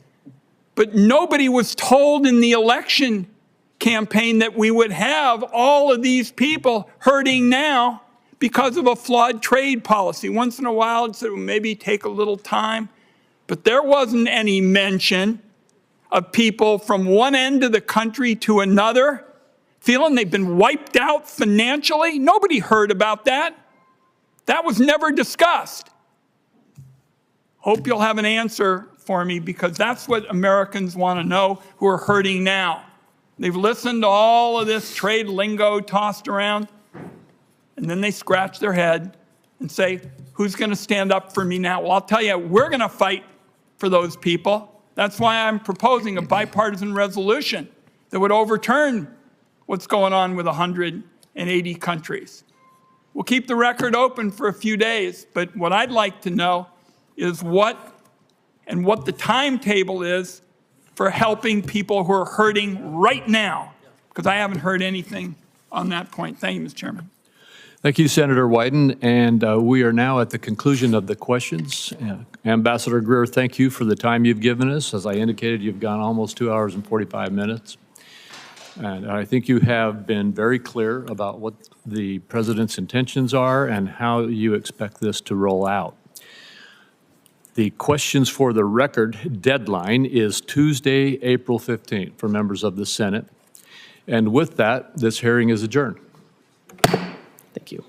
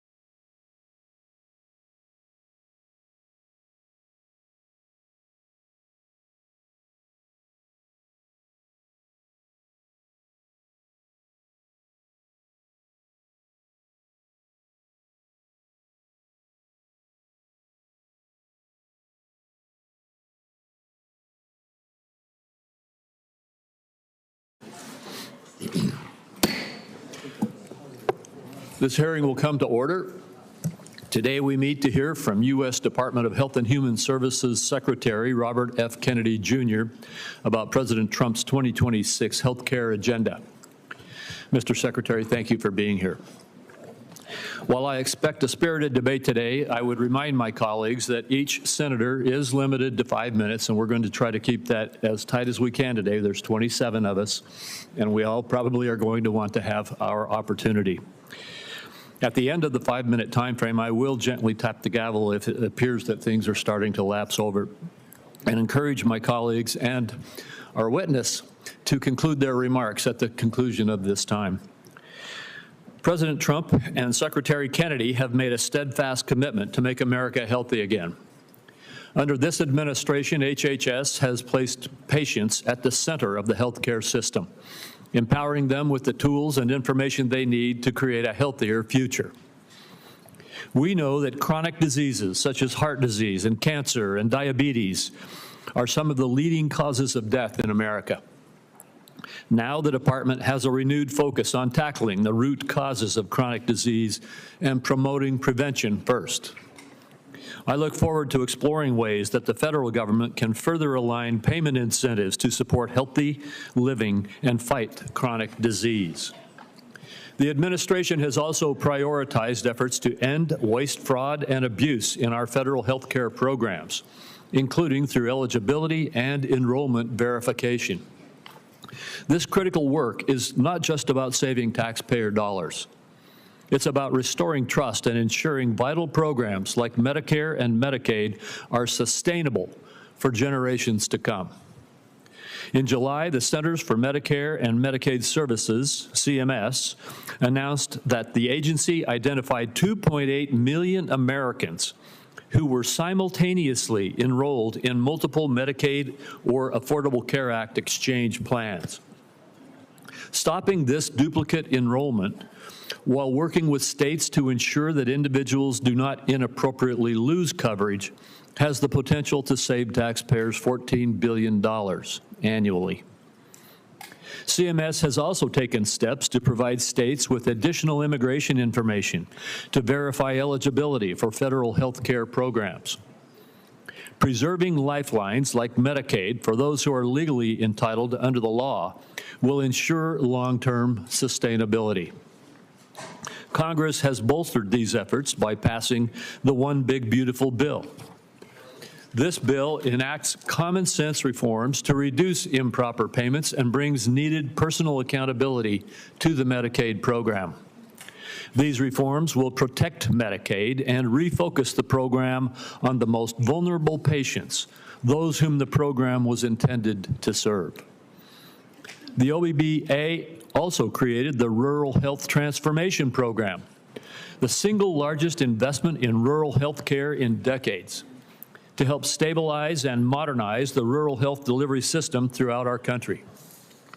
These accomplishments reflect a vision for a healthcare system that is proactive, efficient, and patient-centered.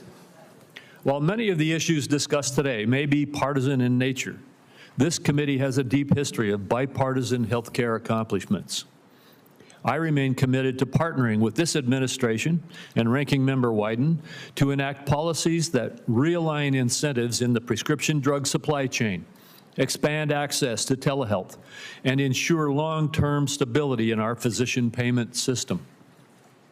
Mr. Secretary, I look forward to hearing from you today about the administration's efforts to make America healthy again, and how we can continue to work together to achieve this shared goal. Thank you very much. Senator Wyden. Thank you, Mr. Chairman. As the committee gathers today, the United States is in the midst of a health care calamity, the largest cuts to American health care in the history of our nation, and they are approaching like an avalanche. Last week, most of the senior leadership at the Centers for Disease Control and Prevention were fired or they resigned after refusing to bow to Robert Kennedy's unceasing crusade, scared about who to trust about their health care. Robert Kennedy and Donald Trump have done so much to feed that mistrust. This morning, my staff, in partnership with Senator Alsobrooks' team, is releasing a report that shows the disaster of Robert Kennedy's 203 days in office. Every single day, there's been an action that endangers the health and wellness of American families. Robert Kennedy has elevated conspiracy theorists, crackpots, and grifters to make life or death decisions about the health care of the American people. Robert Kennedy's tenure is so far marked by 3 calling cards. One is chaos at federal health agencies, leaving families, doctors, and the entire nation confused and frightened. Corruption that benefits Robert Kennedy, Donald Trump, and their friends at the expense of taxpayers. And higher health costs for families. I ask unanimous consent, Mr. Chairman, to enter this report into the record. Without objection. Then there's chaos. It's been obvious from the start that Robert Kennedy's primary interest is to take vaccines away from Americans. During his confirmation process, he claimed to be pro-safety and pro-science, but his actions reveal a steadfast commitment to elevating junk science and fringe conspiracies. His agenda has not been about choices and information for families. Just last week, he threatened doctors that deviated from the new anti-science vaccine guidelines he released that make it harder for pregnant women and children to get the COVID vaccine. And then there's corruption. Robert Kennedy's bizarre statements and actions beg the question, why? Democrats on this committee answered that question months ago. Robert Kennedy can enrich himself and his allies. His family still stands to gain from class action lawsuits against vaccine makers. Now, Robert Kennedy fired every member, every single one of the group responsible for making vaccine recommendations to doctors across the country under the false pretense of conflicts of interest. Meanwhile, many of the new members of the panel are outright vaccine deniers who've appeared as paid witnesses in lawsuits against vaccine makers. Their conflicts of interest and ethics disclosures remain hidden under lock and key. On top of all this bedlam in American health care, just 2 months ago, Donald Trump signed into law the largest health care cuts in American history to pay for tax breaks for the wealthiest people and massive corporations in our country. Republicans know these cuts are going to hit communities like a wrecking ball. That's why they pushed the most severe cuts until after the election. That's why their members already introduced bills to roll back some of the cuts. Make no mistake, though, those cuts are being felt right now. We're seeing hospitals in Idaho cutting payments, hospitals and nursing homes. Providence Seaside Hospital in Oregon announced they're shutting down their labor and delivery unit. Every family is going to feel the burden of Trump care in America. Premiums are going to spike next year, especially for those who buy health insurance on their own, but the effects will be felt by those who get insurance also through an employer. Congress has an opportunity to extend the Affordable Care Act tax credits that lower the cost of premiums. Democrats are ready to pass an extension that stops a dramatic premium spike that would force many families to pay double what they do today. Instead of finding ways to help American families pay less for health care, Robert Kennedy is focused on his anti-vaccine mission, fueled by some kind of complex that the consequences be damned. Amid this litany of corruption and chaos, the one point I have to underline is Robert Kennedy puts children in harm's way every single day in America. To my Republican colleagues, I must ask, what line must Robert Kennedy cross before some of you will also join this alarm? This weekend, under the cover of darkness, Robert Kennedy attempted to disappear hundreds of children under his care at Office of Refugee Resettlement facilities. These children here without parents or family were rounded up in the middle of the night and put on planes to Guatemala. Lawyers on the ground described unthinkable scenes. Our staff, some who are here today, were party to this in the middle of the night. And one child said to their lawyer, "Why do they want to send me back? My mom is dead and my dad abuses me. Why do they want to hurt me?" This was an actual conversation. These actions were illegal. Documents show that many of these children were in the country to escape trafficking in their homeland. Mr. Kennedy calls himself a protector of children. Some kind of rich claim claiming from somebody who's flown on Jeffrey Epstein's private jet on multiple occasions. I don't think Robert Kennedy should be within 1,000,000 miles of this job.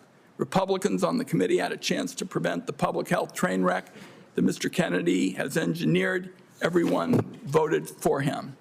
It is in the country's best interest that Robert Kennedy step down, and if he doesn't, Donald Trump should fire him before more people are hurt by his reckless disregard for science and the truth. I also would like to note Senator Cantwell has joined us in this effort. I hope, at the very least, Robert Kennedy has the decency to tell the truth this morning. Mr. Chairman, I have a procedural request I'd like to make at this time. It's a short one. To members of the Senate Finance Committee. In response to over 35 written questions, including from me, he said, and I quote, that he would do nothing as HHS Secretary that makes it difficult or discourages people from taking vaccines. That was clearly not true. His unprecedented unilateral actions to restrict access to COVID vaccines, that alone proves it. He tried to fire the Senate-approved CDC director after she chose the truth over what I consider his delusions. His prepared testimony even today includes the debunked lie that 500,000 children disappeared under the Biden administration's watch, a lie that the Trump administration is using as a pretext to hunt immigrant children and their families. So, my request, Mr. Chairman, and I think it is unfortunate that I have to do this, but given the unprecedented nature of the witness's behavior, I would ask now that the committee formally swear in Robert Kennedy as a witness. Senator Wyden, I will personally object and will reject your request. We will treat this witness as we treat all of the other administration witnesses who come before us. And let me just say again, as I said in my opening remarks, we will have some partisan disagreements today. We're having partisan disagreements right now, and I am having partisan disagreements with you on your characterization of the facts. The bottom line is we will let the Secretary make his own case in his opening statement. I'll only say, Mr. Chairman, that this committee's unwillingness to swear this witness is basically a message that it is acceptable to lie to the Senate Finance Committee about hugely important questions like vaccines. I think it's a great mistake, and that's why I've made the request. I understand that you're not going to grant it, and we can move on. We'll get to the bottom of your accusations, but at this point, I'm going to turn to our witness, the Secretary of Health and Human Services, Robert F. Kennedy, Jr. And Mr. Kennedy, Mr. Secretary, you may make your opening statement at this time. Thank you, Chairman Crapo, and thank you, Ranking Member Wyden, for the invitation to appear before the committee today. Before I summarize what we've accomplished this year at HHS, I want to express my deepest condolence to the family of DeKalb County Police Officer David Rose, who gave his life to stop the gunfire attack on the CDC on August 8th. Officer Rose was a veteran. He was a husband and the father of 2 children. Officer Rose's widow, whom I visited, is expecting their 3rd child. I'd like Officer Rose's family to know that he remains in our prayers and that he will continue to be in our thoughts. Let me start with the big picture. Under President Trump's leadership, we at HHS are enacting a once-in-a-generation shift from a sick care system to a true health care system that tackles the root causes of chronic disease. Chronic disease has reached crisis proportions in our country. And finally, we have an administration that is taking action. The MAHA report assessment, which the White House released in May, was the first government analysis of the key drivers of childhood chronic disease: ultra-processed foods, chemical exposures, physical inactivity, and over-medicalization. This month, we will follow with the MAHA report strategy, the Trump administration's solution for addressing each cause. At HHS, we haven't just been writing reports. We have been the busiest, most proactive administration in HHS history. In just half a year, we've taken on food dyes, baby formula contamination, the grass loophole, fluoride in our drinking water, gas station heroin, electronic cigarettes, drug prices, prior authorization, information blocking.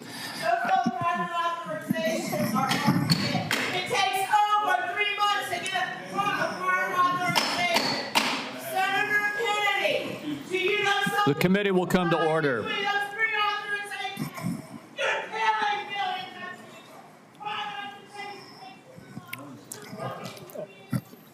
I apologize to you for that outburst, Secretary Kennedy. I would notify everyone else in the audience. Comments from the audience are inappropriate. If there are any further disruptions, the committee will recess until the police can restore order. Mr. Secretary, please proceed. As I was saying, prior authorization, information blocking, and healthcare interoperability. We're ending gain-of-function research, child mutilation, and reducing animal testing. We are addressing cell phone use in schools, excessive screen time for youth, the lack of nutrition education in our medical schools, sickle cell anemia, hepatitis C, the East Palestine chemical spill, and many, many others. At FDA, we are now on track to approve more drugs this year than at any time in history. I'm also proud to say that HHS under President Trump is doing more with less. We have taken measures to fight waste, fraud, and abuse. Just by eliminating duplicative enrollments in CMS, we are saving taxpayers $14 billion a year. Meanwhile, we are expanding access for people who need it. We are ending racist diversity, equity, and inclusion practices and instead focusing on aiding low-income and vulnerable families, regardless of their race, which was the original intent of Title X. We're also pouring $1 billion into Head Start and the Administration for Children and Families. Compassion need not be the casualty of efficiency. I'd like to highlight some issues that have not gotten media attention. First, we are doing our part to fulfill the President's commitment to stop human trafficking, especially of children. We inherited a terrible humanitarian crisis from the previous administration with its open border policies, which allowed the appalling loss of 476,000 unaccompanied children. We have implemented policies now to ensure that that appalling tragedy can never happen again. We have knocked on 82,000 doors and located 22,000 of those children. I promise you that we will do more in the next 3 years. We are also addressing the disastrous health conditions in tribal communities on Native American reservations. I've met face-to-face with tribal leaders in dozens of communities and tribes in Alaska, Arizona, Idaho, New Mexico, and elsewhere. And I look forward to making HHS resources more available to those communities. One of the most significant initiatives under President Trump is the Rural Health Transformation Fund, part of the President's Big Beautiful Bill, which will provide the greatest investment of federal money into rural health care in history. Finally, I would like to address the recent shakeups at CDC. These changes were absolutely necessary adjustments to restore the agency to its role as the world's gold standard public health agency with the central mission of protecting Americans from infectious disease. CDC failed that responsibility miserably during COVID, when its disastrous and nonsensical policies destroyed small businesses, violated civil liberties, closed our schools, caused generational damage in doing so, massed infants with no science, and heightened economic inequality. And yet all those oppressive and unscientific interventions failed to do anything about the disease itself. America is home to 4.2% of the world's population, yet we had nearly 20% of the COVID deaths. We literally did worse than any country in the world. And the people at CDC who oversaw that process, who put masks on our children, who closed our schools, are the people who will be leaving. And that's why we need bold, competent, and creative new leadership at CDC. People able and willing to chart a new course. As my father once said, progress is a nice word, but change is its motivator, and change has its enemies. That's why we need new blood at CDC. That's also why it's imperative that we remove officials with conflicts of interest and catastrophically bad judgment and political agendas. We need unbiased, politics-free, transparent, evidence-based science in the public interest. Those are the guiding principles behind the changes at the CDC, and that is what you can expect all across our agency for the next 3 years.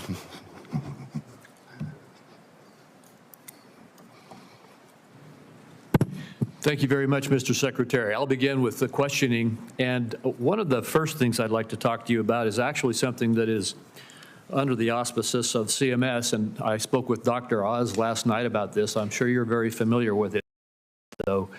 And that is that in the One Big Beautiful placed on the bill, even though the bill hasn't even been implemented yet.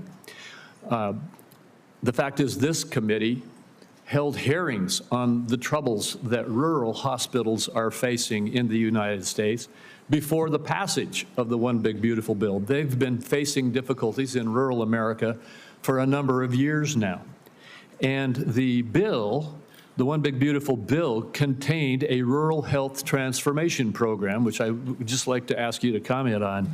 This is the program which allocated $50 billion over the next 5 years to our rural community hospitals